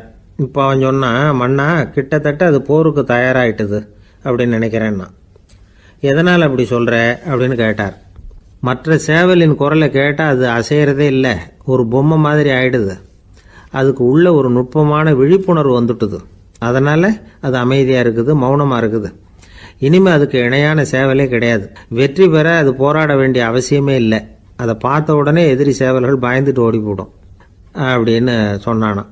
அந்த சேவலை வளர்த்தவர் சி சிங் சு அப்படின்னு பேர். இந்த சுசுகி சொன்ன கதையும் அது. ஞானிகள் என்ன சொல்கிறாங்க தெரியுமா, அந்த சேவலின் ரகசியத்தை நீயும் கற்றுக்கொள், நீ அப்படி ஆயிடு, சண்டை போடாமலே வெற்றிகள் பெறுகிற நுட்பத்தை புரிந்துகொள். இதுதான் ஞானிகள் உபதேசம். ஒரு குருக்கிட்ட ஒருத்தன் போயிருக்கிறான். எனக்கு சண்டை போட கற்றுக் கொடுங்கண்ணா. அதுக்கு என்ன செய்யணும்னார். என்ன உங்கள் மாணவனாக சேர்த்துங்கண்ணா. சரி இப்போ உன்னுடைய பலம் என்னன்னு கேட்டிருக்கார். இப்போ நான் தனி ஆளாக இருந்து ஒரு 100 பேரை சமாளிப்பேன் நானா. சரி அப்படின்னா என்னுடைய மாணவனாக உன்னை சேர்த்துக்கிறேன்ருக்கார். சேர்த்துக்கிட்டார். 6 மாதம் பயிற்சி கொடுத்தார். அதுக்கப்புறம் இவனை கூப்பிட்டு கேட்டார், இப்போ உன்னுடைய திறமை எவ்வளவுன்னு. இப்போ நான் தனி ஆளாக இருந்து ஒரு 50 பேரை சமாளிப்பேன் நானா. இன்னும் உனக்கு பயிற்சி தேவைன்னாராம். தொடர்ந்து சில நுட்பங்களை எல்லாம் சொல்லி கொடுத்துருக்கிறார். 1 வருஷம் ஆச்சு. எல்லாத்தையும் கற்றுக் கொடுத்துட்டார்.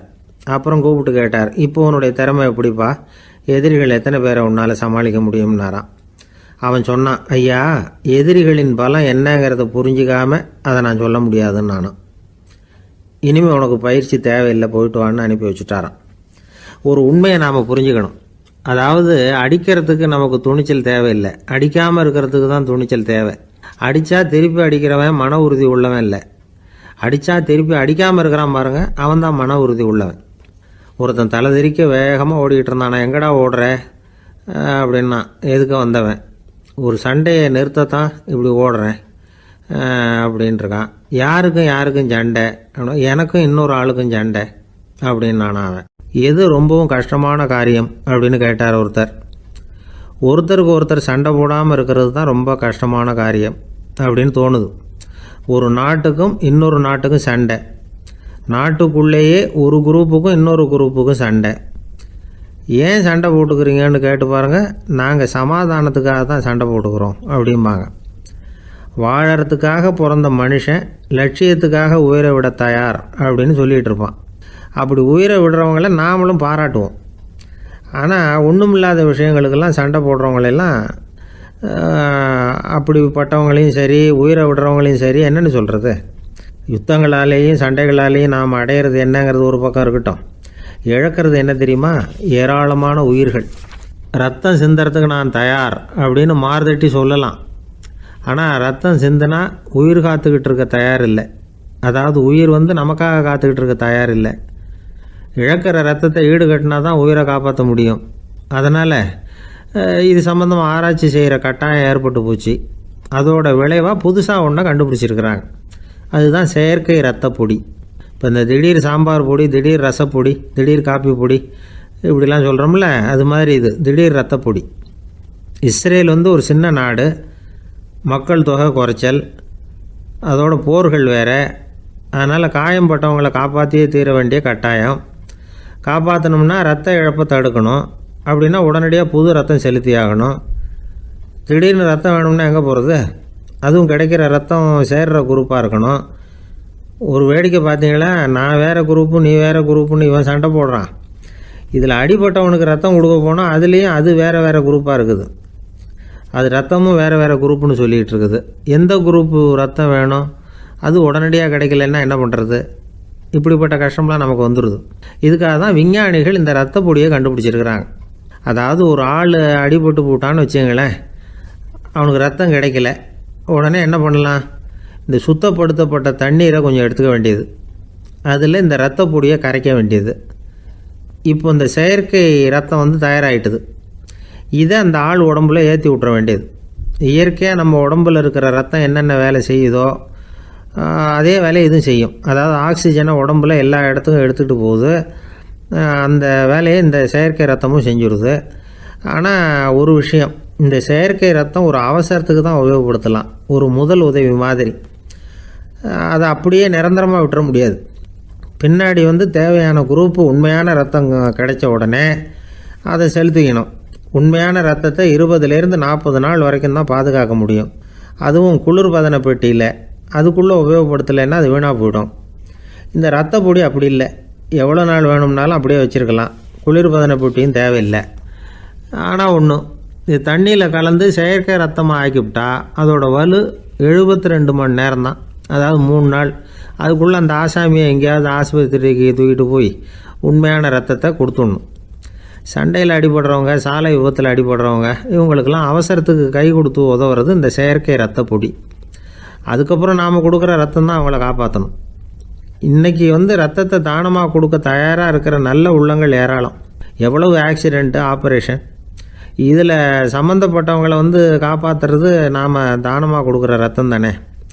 ஒரு ஆக்சிடெண்ட்டு, ஒரு ஸ்கூட்டர் ஒரு ஆள் மேலே மோதி விட்டுது, பார்த்து வரக்கூடாதா அப்படின்னா அந்த ஆள், நீ தான் பார்த்து நடக்கணும், ஏன்னா 20 வருஷமாக நான் அந்த ஸ்கூட்டரை ஓட்டிகிட்டு இருக்கிறேன் அப்படின்னு நானா இவன். இதுக்கு அவன் சொன்னானா, நீ தான் பார்த்து ஓட்டணும், ஏன்னா 40 வருஷமாக நான் இப்படி நடந்துக்கிட்டு இருக்கிறேன் அப்படின்னு நானா. ஒருத்தர் அவசரமாக போய்கிட்டு இருந்தார். எங்கே போய்கிட்டு இருக்கீங்க அப்படின்னு கேட்டார் ஒரு பெரியவர். கடைக்கு போகிறேன் சார், சாமான் வாங்கிறதுக்கு அப்படின்னார். அங்கே போகிறதுக்கு முன்னாடி தெரிஞ்சிக்க வேண்டியதெல்லாம் தெரிஞ்சுக்கிட்டீங்களா அப்படின்னு கேட்டார் பெரியவர். கடைக்கு போய் காசை கொடுத்து ஒரு பொருளை வாங்கிட்டு வரப்போகிறோம், இதில் தெரிஞ்சிக்க வேண்டியது என்ன இருக்குது அப்படின்னார் அலட்சியமாக.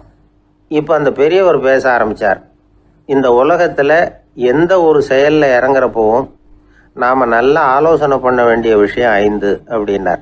உதாரணமாக, ஒருத்தன் கடைக்கு போய் ஏதோ ஒரு பொருளை வாங்கிட்டு வர போகிறான்னு வச்சுக்கோங்களேன். அப்போ கூட அவன் 5 விஷயங்களை பற்றி தெரிஞ்சுக்க வேண்டியிருக்குது அப்படிங்கிறார் அவர். முதல்ல அந்த பொருள் எப்படிப்பட்டது அப்படிங்கிறத தெரிஞ்சுக்கணும். 2வதாக தன்னை பற்றியும் தெரிஞ்சுக்கணும். அப்போ தான் அந்த பொருள் தனக்கு தேவையா இல்லையா அப்படிங்கிறத புரிஞ்சுக்க முடியும். 3வதாக தெரிஞ்சுக்க வேண்டியது ஒன்று இருக்குது. அது என்னன்னா, அந்த பொருளை அடையறதுக்கு வழி என்ன அப்படிங்கிறது தெரிஞ்சுக்கணும். அதாவது எவ்வளவு பணம் கொடுத்தா அது கிடைக்கும், இது மாதிரியான விஷயங்கள். 4வதாக அந்த பொருளை அடையிறது மூலமாக நாம் அடையக்கூடிய பயன் என்ன அப்படிங்கிறதையும் உணரணும். 5வது, அந்த பொருளை அடையிறதுல இருக்கக்கூடிய தடை எது அப்படிங்கிறதையும் நாம் தெரிஞ்சுக்கணும். பெரியவர் பேசுறது ஏதோ தத்துவம் மாதிரி தெரியுது இல்லையா? தத்துவம் தான். அதாவது இப்படி உலகியல் வாழ்க்கையில் சின்ன சின்ன விஷயங்கள்லேயே நாம் 5 விஷயங்களை தெரிஞ்சுக்க வேண்டி இருக்குது. அது ரொம்ப அவசியமாக இருக்குது. பேரின்ப நிலைன்னு சொல்கிறாங்கல்ல, அது மாதிரி பெரிய சமாச்சாரங்கள்லேயும் இந்த 5 விஷயங்களை நாம் தெரிஞ்சுக்க வேண்டியிருக்குது. அதுக்கு பேர் என்னன்னா அர்த்த பஞ்சகம்.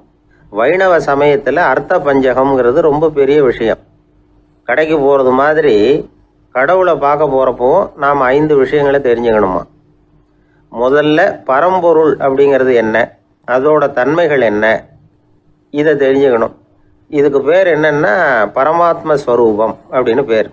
ரெண்டாவது நாம் யார், நம்மோட தன்மை என்ன அப்படிங்கிறத தெரிஞ்சுக்கணும்.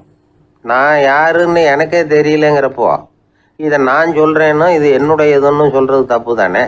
அப்புறம் மூணாவது விஷயம், பரம்பொருளை நாம் அடையிறதுக்கு வழி எது, இதை தெரிஞ்சுக்கணும். இது உபாய ஸ்வரூபம் அப்படின்னு பேர். நாலாவது விஷயம், நாம் அடைய வேண்டிய பயன்கள் என்ன அப்படிங்கிறத தெரிஞ்சுக்கிறது. இதுக்கு புருஷார்த்தம் அப்படின்னு பேர். அஞ்சாவது, அந்த பயனை அடைய விடாமல் தடுக்கிற தடைகள் யாவை அப்படிங்கிறத தெரிஞ்சுக்கிறது. இது விரோதி ஸ்வரூபம். இதைத்தான் தடையியல் அப்படின்னு சொல்கிறாங்க. அதாவது பரமாத்மாவை பற்றிய அறிவு, ஜீவாத்மாவை பற்றிய அறிவு, உபாயம் பற்றிய அறிவு, புருஷார்த்தம் பற்றிய அறிவு, இந்த 4 அறிவுக்கும் எதிரடையா, அதாவது அதையெல்லாம் தப்பாக புரிஞ்சுக்கிறதால உண்டாகக்கூடிய அறிவு விரோதி ஸ்வரூபம். என்ன இது தகவலில் ஏதாவது கதை சொல்லுவீங்கன்னு பார்த்தா ஏதோ தத்துவம் பேசிகிட்டு இருக்கிறீங்களே அப்படின்னு நினைக்கலாம். இதுவும் தெரிஞ்சுக்க வேண்டிய ஒரு பெரிய விஷயந்தான். காதில் போட்டு வச்சா எப்போவாவது உபயோகப்படும். என்னுடைய நண்பர் ஒருத்தர் ஒரு நாள் என்கிட்ட சொன்னார், சார் அடுத்த மாதம் தஞ்சாவூரில் ஒரு கல்யாணம், போகிறதா வேண்டாமா அப்படின்னு ஒரே குழப்பமாக இருக்குது அப்படின்னார்.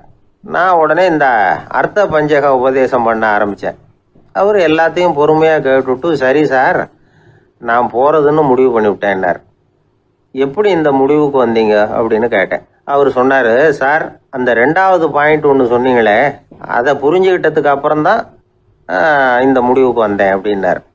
என்ன 2வது பாயிண்ட்டுன்னு? அதாவது தன்னை பற்றி புரிஞ்சுக்கணும் அப்படின்னு சொன்னீங்க. உடனே என்னை பற்றி புரிஞ்சுக்கிட்டேன், நான் யாருங்கிறது எனக்கு தெரிஞ்சுது, உடனே போகிறது தான் நல்லதுன்னு முடிவு பண்ணிவிட்டேன்னார். நீங்கள் யாருன்னு கேட்டேன். நான் தான் சார் அந்த கல்யாணத்தில் தாலி கட்ட வேண்டிய மாப்பிள்ளை அப்படின்னார். காலை நேரம், கடற்கரை ஓரம், காலை வீசிக்கிட்டு கையை வீசிக்கிட்டு ஏதோ சண்டைக்கு போகிற சிப்பாய் மாதிரி எல்லாரும் நடந்து போயிட்டுருக்குறாங்க. நடைப்பயிற்சி. அதில் நமக்கு தெரிஞ்ச ஒருத்தர் எதிரில் வந்தார் ரொம்ப வேகமாக. என்ன சார் வாக்கிங்க அப்படின்னு கேட்டோம். அவரால் ஆமாம்னு பதில் சொல்ல முடியல, அவ்வளவு கஷ்டம். மூச்சு விடுறதுக்கே வாயை திறந்து மூடிக்கிட்டு இருக்கிறார். எங்கே பேசுறது? கொஞ்சம் நின்று நிதானித்து மூச்சு விட்டுட்டு அதுக்கப்புறம் சொன்னார் ஆமாம் அப்படின்னு. என்ன சார் இவ்வளவு வேகம்னோம்? உங்கள் பேச்சை கேட்டுவிட்டு தான் சார் நடக்க ஆரம்பித்தோம். நீங்கள் தான் அடிக்கடி சொல்லிகிட்டு இருந்தீங்க நடக்கிறது நல்லதுன்னு. அன்னையிலேருந்து ஆரம்பிச்சுட்டேன், ஆனால் ரொம்ப கஷ்டமாக இருக்குது சார். இப்போ பாருங்கள், உங்கள்கிட்ட சுலபமாக பேசக்கூட முடியல, மூச்சு வாங்குது, உடம்பு கூட வலிக்கிறது மாதிரி இருக்குது அப்படின்னு அவர் பாட்டுக்கு பேச ஆரம்பிச்சிட்டார். உங்களை யார் சார் இவ்வளவு வேகமாக நடக்க சொன்னது? வேகத்தை குறைங்க, மெதுவாக நடங்க அப்படின்னோம். நீங்கள் நடக்கிறதுனால என்னென்ன சௌகரியம்னு அன்னைக்கு சொன்னீங்களே தவிர சௌகரியமாக நடக்கிறது எப்படின்னு சொல்லலையே அப்படின்னார் அவர். இன்னமும் லேசாக மூச்சு வாங்கிக்கிட்டே சொன்னால் கூட இவர் சொல்கிறதுலேயும் ஒரு நியாயம் இருக்குது. அதனால் இந்த நடைப்பயிற்சி பண்ணுறவங்க கவனிக்க வேண்டிய சில முக்கியமான குறிப்புகள் இருக்குது. அது என்னென்னங்கிறத அவங்க தெரிஞ்சுக்கணும். அது தெரிஞ்சு வச்சுக்கிறது நல்லது. இதெல்லாம் மருத்துவ நிபுணர்கள் சொல்கிற குறிப்புகள். அவங்க என்ன சொல்கிறாங்க தெரியுமா? உங்கள் வயசு 40க்கு மேலேயா?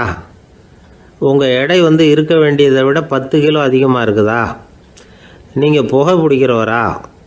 இதய நோய், இரத்த நாள நோய், உயர் இரத்த அழுத்தம் இப்படி ஏதாவது உங்களுக்கு உண்டா?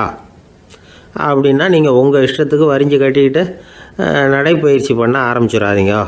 முதல்ல ஒரு மருத்துவ பரிசோதனை பண்ணிக்கோங்க, அதுதான் நல்லது அப்படின்னு அவங்க சொல்கிறாங்க. நடக்கிறப்போ, உடற்பயிற்சி செய்கிறப்போ மார்பு பகுதியில் அல்லது வேறு எங்கேயாவது தொடர்ந்து வலி இருந்ததுன்னா பயிற்சியை நிறுத்தி விட்டு டாக்டரை போய் பார்க்கணும். நடைப்பயிற்சி பண்ணுறப்போ உங்கள் சக்திக்கு தகுந்த மாதிரி மெதுவாக அதிக கஷ்டம் இல்லாமல் முன்னேறலாம். அங்கே என்ன போட்டியாக வைக்கிறாங்க? முந்திக்கிட்டு போய் என்ன பண்ண போகிறோம்? பரிசா வாங்க போகிறோம். அதனால் நிதானம் அவசியம் அப்படிங்கிறது அவங்க ஆலோசனை. தொந்தரவு கொடுக்காத ஷூ, ட்ரெஸ்ஸு இதுகளை உபயோகப்படுத்துங்க. பாதத்தில் ஆடு தசை இருக்குல்ல, அங்கே ஏதாவது பிரச்சனை இருந்ததுன்னா டாக்டரை பாருங்கள். இந்த பாதத்தில் வலி வரும் அந்த இடத்துல. வெயில் காலமாக இருந்தால் தலைக்கு தொப்பி வச்சுக்கோங்க. பனியில் நடந்தாலும் அப்படி தான், தலையை பத்திரமா பார்த்துக்குங்க. நம்மக்கிட்ட ஏதோ கொஞ்சம் உருப்படியாக தெரியறது அது தானே. உடற்பயிற்சிக்கு முன்னாடி பின்னாடி பயிற்சி செய்கிறப்போ நிறைய தண்ணி குடிக்கலாமா. முதல் 1 மாதத்துக்கு கொஞ்சம் தளர்த்தியாக சாவகாசமாக நடக்கலாம். மணிக்கு 3 அல்லது 4 கிலோமீட்டர் வேகம்னு வச்சுங்களேன். அதுக்கப்புறம் வேகத்தை அதிகப்படுத்தலாம். மணிக்கு 6 அல்லது 8 கிலோமீட்டர் அளவுக்கு நடக்கலாம். நல்லா கையை வீசிக்கிட்டு நடக்கணும். மூச்சு விடுற எண்ணிக்கை அதிகரிக்கணும். இது மாதிரி ஒரு 30 நிமிஷம் நடக்கலாம். தனியாக நடந்து போகிறதுக்கு உங்களுக்கு என்னமோ மாதிரி இருக்குதா, கூட யாரையாவது சேர்த்துக்குங்க. ஒரு குரூப்பாக சேர்ந்து போகலாம். நடக்கிறதுங்கிறத ஒரு சந்தோஷமான சமாச்சாரமாக ஆக்கிக்கணும். தினம் இப்படி நடக்க வேண்டி இருக்குதே அப்படின்னு புலம்பிக்கிட்டே போகக்கூடாது. சில பேர் நடக்கிறப்போ கடந்த காலத்தை அசை போட்டுக்கிட்டே போவாங்க. சில பேர் வருங்காலத்தை அசை போட்டுக்கிட்டே போவாங்க. சில பேர் முக்கியமான திட்டம்லாம் இப்படி நடக்கிறப்போ தான் தீர்மானம் பண்ணுவாங்க. நடக்கிறதுனால மன இறுக்கம் குறையுது, பரபரப்பு குறையுது, மன ஆற்றல் பெருகுது, தன்னம்பிக்கை வளருது, முதுமை தள்ளி போகுது, செயல்திறன் அதிகரிக்குது. இதை தவிர உடம்புக்கும் பல விதமான சௌகரியங்கள் ஏற்படுது.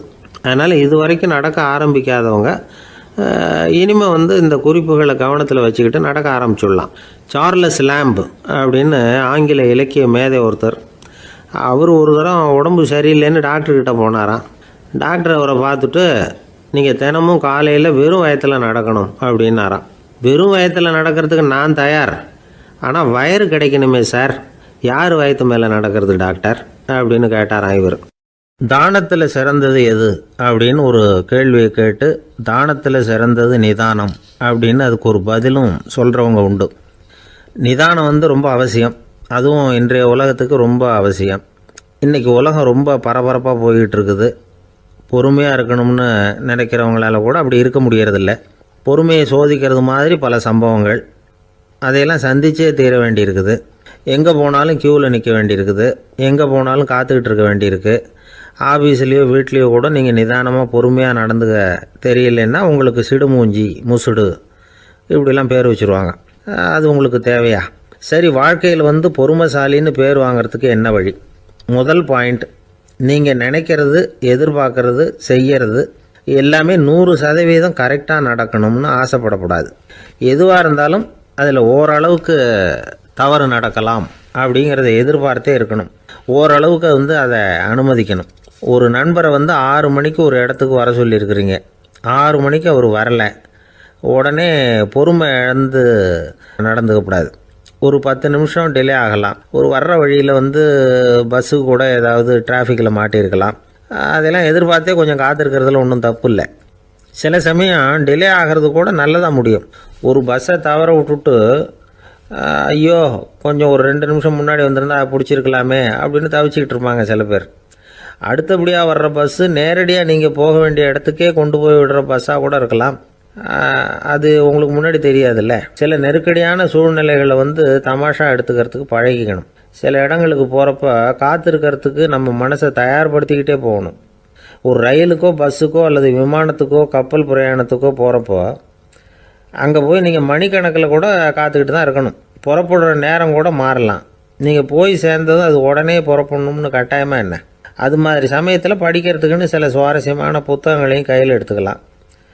உங்களை சுற்றி எவ்வளவோ சுவாரஸ்யமான சம்பவங்கள் நடந்துக்கிட்டு இருக்குதுல்ல, அதையெல்லாம் வேடிக்கை பாருங்கள்.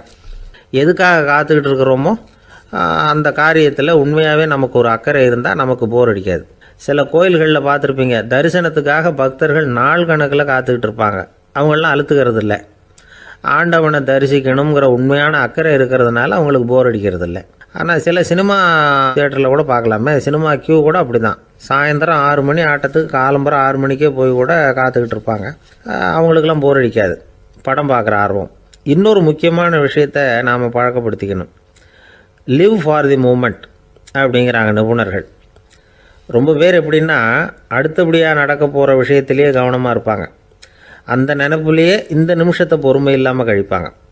ஒருத்தர் இருக்கார், அவர் எப்படின்னா ஆஃபீஸ் முடியறதுக்குள்ளேயே சார் 5 மணிக்கெல்லாம் ரெடியாக இருங்க, நாம் அந்த ஹோட்டலில் போய் டிஃபன் சாப்பிட்ணும் அப்படின்னு 4 மணிலேருந்து சொல்லிகிட்டு இருப்பார்.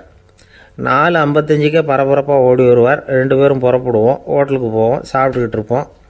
அப்படி சாப்பிட்டுட்டு இருக்கிறப்ப சார் சாப்பிட்டு முடித்ததும் நேராக ஒரு ஜவுளி கடைக்கு போகிறோம் அப்படிம்பார். பரபரக்க சாப்பிட்டு முடிப்பார், புறப்படுவார். ஜவுளி கடையில் அவசரமாக சீக்கிரம் பில் போடுங்க சார், சினிமாவுக்கு நேரம் ஆகிடும்பார். சினிமா தியேட்டரில் உட்காந்து அடுத்தபடியாக எங்கே டின்னர் சாப்பிட்றதுன்னு யோசனை பண்ணிகிட்டு இருப்பார். ராத்திரி படுக்கையில் விழுந்ததுக்கு அப்புறமும் நாளைக்கு காலையில் எழுந்திரிச்சதும் அதை பண்ணணும் இதை பண்ணணும்னு திட்டம் போட்டுக்கிட்டே இருப்பார். அதாவது எப்போவும் அடுத்த நிமிஷம், அடுத்த நாள், அடுத்த வாரம், அடுத்த வருஷம், இதுதான் அவங்க சிந்தனை. இந்த நிமிஷம் என்ஜாய்மெண்ட்டை அவங்க வந்து இழந்துடுறாங்களாம்.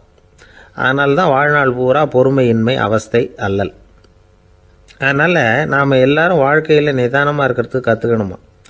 அதுக்காக இந்த நிதானத்துக்கு வேறு விதமான அர்த்தம் பண்ணிக்கக்கூடாது. ஒருத்தர் அப்படித்தான் ஒரு தடவை அவருடைய குதிரை காணாமல் போயிட்டு தான். அதுக்காக அவர் கவலைப்படல, நிம்மதியாக இருந்தார், சந்தோஷமாக இருந்தார். என்ன சார் இது, உங்கள் குதிரை திருட்டு போயிட்டுதுங்கிறீங்க, நீங்கள் கவலைப்படாமல் இருக்கிறீங்களே அப்படின்னு கேட்டாங்களாம். அதுக்கு அவர் சொல்லியிருக்கார், நல்ல வேலை சார், கட்டியிருந்த குதிரை காணாமல் போயிருக்குது. நான் அது மேலே உட்காந்துருக்கிற சமயம் அது காணாமல் போயிருந்ததுன்னா, திருட்டு போயிருந்ததுன்னா நானும் சேர்ந்தில் காணாமல் போயிருப்பேன் அப்படின்னாராம்.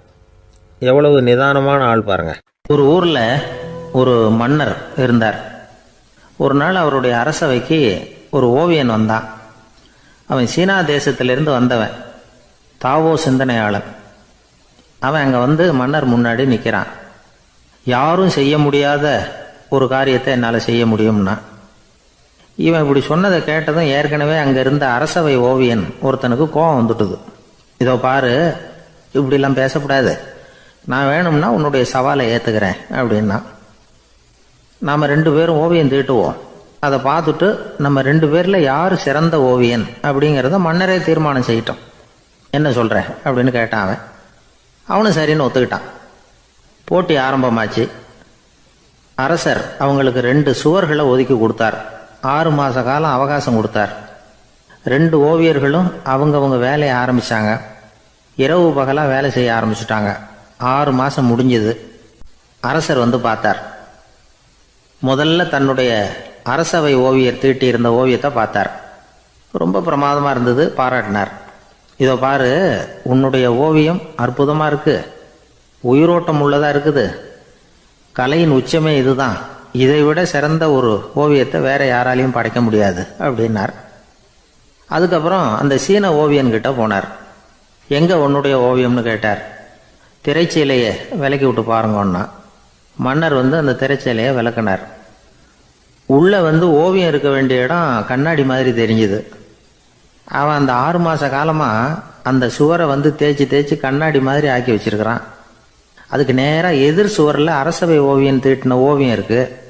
அது எதிரில் இருந்த இந்த கண்ணாடியில் பட்டு பிரதிபலிக்குது. மன்னர் யோசனை பண்ண ஆரம்பித்தார். அப்புறம் அந்த சீன ஓவியனை பார்த்து கேட்டார், இதை பாரு, நீ என்னுடைய ஆளை வந்து தோற்கடிச்சுட்ட அப்படிங்கிறதுல சந்தேகம் இல்லை, ஆனாலும் எங்களை ஏமாற்றி இருக்கிற, எந்த ஓவியமும் நீ வரையிலையே அப்படின்னார். அரசே, இதுதான் உண்மையான ஓவியம், உயிருள்ள ஓவியம். இது வந்து மனோபாவங்களை பிரதிபலிக்கும், மாறுகின்ற காலங்களை அப்படியே காட்டும் அப்படின்னா அந்த சீன ஓவியன். கையால் வரைகிற ஓவியங்களில் சலனம் இல்லை, கண்ணாடி அப்படி கிடையாது, சக்தியின் ஓட்டம் அதில் எப்பவும் இருந்துக்கிட்டே இருக்கும், கண்ணாடி மட்டுமே ஜீவன் உள்ள ஓவியமாக இருக்க முடியுங்கிறத அந்த சீன ஓவியன் தெரிஞ்சு வச்சிருந்தான். ஏன்னா அவன் ஒரு தாவோ சிந்தனையாளன். ஒவ்வொரு குழந்தையும் இந்த கண்ணாடியோடு தான் பிறக்குது. ஆனால் நாம் என்ன செய்கிறோம்னா ஓவியங்களை கண்ணாடி மீது பதிப்பிச்சு விடுறோம். கண்ணாடி நம்மளை பிரதிபலிக்குது. நம்முடைய அழகோ அவலட்சணமோ கண்ணாடியை பாதிக்கிறது இல்லை. ஏன்னா அதுக்கு மனம் கிடையாது. கடந்து போன வினாடியை பற்றி அது சிந்திக்கிறது இல்லை. அடுத்த கணத்தை பற்றின எதிர்பார்ப்பும் அதுகிட்ட கிடையாது. அதுதான் பற்றற்ற நிலை. மனிதனுக்கு தேவைப்படுறது அதுதான். கண்ணாடிக்கிட்டே இருந்து நாம் வந்து கற்றுக்கொள்ள வேண்டிய பாடம் இது. வாழ்க்கையில் வந்து மனிதர்களை நேசிக்கலாம், உலகின் அழகையெல்லாம் பிரதிபலிக்கலாம், ஆனால் எதையும் பற்றி கொண்டு விடக்கூடாது அப்படிங்கிறது பெரியவர்கள் அறிவுரை. துயரம்ங்கிறது பற்றுக்களின் சாயை. கண்ணாடி முன்னாடி நிற்கிறப்போவெல்லாம் நமக்கு இந்த ஞாபகம் வரணுமா. ஒரு குடும்ப தலைவர் ஒரு நாள் காலையில் விடிஞ்சு எழுந்திரிச்சதும் சத்தம் போட்டார். யார் இந்த கருங்குரங்கு படத்தை என் ரூமில் கொண்டாந்து மாட்டி வச்சது அப்படின்னு கத்தினார். சமையல் கட்டிலிருந்து மனைவி பதில் சொன்னாங்க, தூக்க கலக்கத்தில் உளராதிங்க, நல்லா பாருங்க, அது படம் கிடையாது, முகம் பார்க்குற கண்ணாடி அப்படின்னாங்க. ஒரு பள்ளிக்கூடம் வகுப்பு நடந்துக்கிட்டு இருக்கு. ஆசிரியர் பாடம் நடத்திக்கிட்டு இருக்கிறார். நடத்தி முடித்த உடனே கேட்டார், மாணவர்களே, இதுவரைக்கும் நான் நடத்தின பாடத்தில் உங்களுக்கு ஏதாவது சந்தேகம் இருக்கா அப்படின்னு கேட்டார். அப்புறம் ஒவ்வொருத்தராக கேட்டார். ஒரு மாணவன் எழுந்திரிச்சான். சார், எனக்கு சந்தேகம் எதுவுமே இல்லைன்னா. ஏன்னு கேட்டார். ஏன்னா எனக்கு நீங்கள் நடத்தின பாடம் தெளிவாக புரிஞ்சுட்டுது, அதனால் சந்தேகம் வரலன்னா. இன்னொரு மாணவன் எழுந்திருச்சான். சார், எனக்கும் சந்தேகம் எதுவும் இல்லைன்னா. ஏண்டான்னு கேட்டார். ஏன்னா எனக்கு நீங்கள் நடத்தின பாடம் எதுவுமே புரியல, அதனால் சந்தேகம் வரல அப்படின்னா. இந்த இடத்துல நாம் கொஞ்சம் சிந்திச்சு பார்க்கணும். இந்த உலகத்தில் எல்லாம் புரிஞ்ச ஒருத்தனுக்கும் சந்தேகம் வராது, எதுவுமே புரியாத ஒருத்தனுக்கும் சந்தேகம் வராது. அறகுறையாக புரிஞ்சுக்கிட்டவன் இருக்கான் பாருங்க, அவனுக்கு தான் அடிக்கடி சந்தேகம் வரும். ஆக மாணவர்களை இந்த 3 வகையாக பிரிக்கலாம். அதே மாதிரி தான் மனிதர்களையும் 3 வகையாக பிரிக்கிறாங்க ஆன்மீகவாதிகள். ஒரு ஆன்மீக பெரியவர் என்ன சொல்றார் தெரியுமா? இந்த உலகத்தில் 3 வகையான மனிதர்கள் இருக்கிறாங்களாம். முதல் வகை எப்படி தெரியுமா? இவங்களுக்கு எதையும் தெரிஞ்சுக்கணுங்கிற அவசியமே கிடையாது. ஏன்னா அவங்களுக்கு எல்லாமும் தெரியும். இவங்க ஞானத்தின் முழு வடிவாக இருக்கிற காரணத்தினால அவங்களுக்கு எந்த சந்தேகமும் இல்லை, எந்த கேள்விகளும் கிடையாது. இந்த நிலையில் இருக்கிறவன் கிருஷ்ணன். எல்லாத்துக்கும் விட தெரிஞ்சுக்கிட்ட நிலையில் அவன் விடையாக மாறிவிட்டான் அப்படின்னு சொல்லுவாங்க. 2வது நிலையில் இருக்கிறவன் அர்ஜுனன். இவனுக்கு எப்போ பார்த்தாலும் கேள்விதான், சந்தேகம்தான். பதில் சொல்ல சொல்ல அவனுக்கு இருக்கிற சந்தேகமும் அதிகமாகிட்டே இருக்கும், குறையவே குறையாது. அர்ஜுனன் மாதிரி உள்ளவங்க எப்பவும் கேள்வி கேட்டுக்கிட்டே இருப்பாங்க. ஒரு கேள்விக்கு விட கிடைச்சுட்டுன்னு வைங்க, உடனே இன்னொரு கேள்வி அவங்ககிட்ட இருந்து வரும். கிருஷ்ணனுடைய நிலை எப்படின்னா அது கேள்விகளே அற்ற ஒரு நிலை. அர்ஜுனனுடைய நிலை எப்படின்னா அது கேள்விகளை தவிர வேறு எதுவும் அற்ற ஒரு நிலை. இவங்களை தவிர இன்னொரு ஆள் இருக்கிறான், அவனுக்கும் கேள்விகள் அற்ற ஒரு நிலை தான். அவன் யாருன்னா துரியோதனன். இவனுக்கு தெரிஞ்சுக்கணுங்கிற எண்ணமே சுத்தமாக கிடையாது. ஆவலே இல்லைங்கிறதுனால அதை புரிஞ்சுக்கணுங்கிற அவசியமும் இல்லை. அதனால் அவனுக்கு கேள்விகள் அற்ற ஒரு நிலையில் அவன் இருந்துகிட்டு இருக்கிறான். எல்லா பதிலும் தெரிந்து கொண்ட நிலையில் கிருஷ்ணனும் கேள்விகள் அற்ற நிலையில் இருக்கிறான். தெரிஞ்சுக்கணுங்கிற ஆவலே இல்லாத துரியோதனனும் கேள்விகள் அற்ற நிலையிலே இருக்கிறான். இப்படியும் இல்லாமல் அப்படியும் இல்லாமல் 2ம் கெட்ட நிலையில் இருக்கிறானே, அவன் தான் அர்ஜுனன். அதனால் பெரியவங்கள்லாம் என்ன சொல்கிறாங்கன்னா, இந்த உலகத்தில் அர்ஜுனன்களாக இருக்கிறவங்க ஒன்று துரியோதனனாக மாறிடணும், இல்லைன்னா கிருஷ்ணனாக மாறிடணும். இதை தவிர வேற வாய்ப்பு இல்லை. துரியோதனன் மாதிரி உள்ளது விலங்கு நிலை, கிருஷ்ணன் மாதிரி உள்ளது தெய்வ நிலை. அர்ஜுனன் விலங்காவும் ஆக முடியல, தெய்வமாகவும் ஆக முடியல. இப்படி 2ம் கெட்டானா இருக்கிற வரைக்கும் இந்த கேள்விகளும் பிரச்சனைகளும் இருந்துகிட்டே தான் இருக்கும். இதுதான் பெரியவர்கள் சொல்லுகிற அனுபவ உண்மை. ஒரு ஆசிரியர் ரொம்பவும் விரிவாக விளக்கமாக பாடம் நடத்தின பிறகு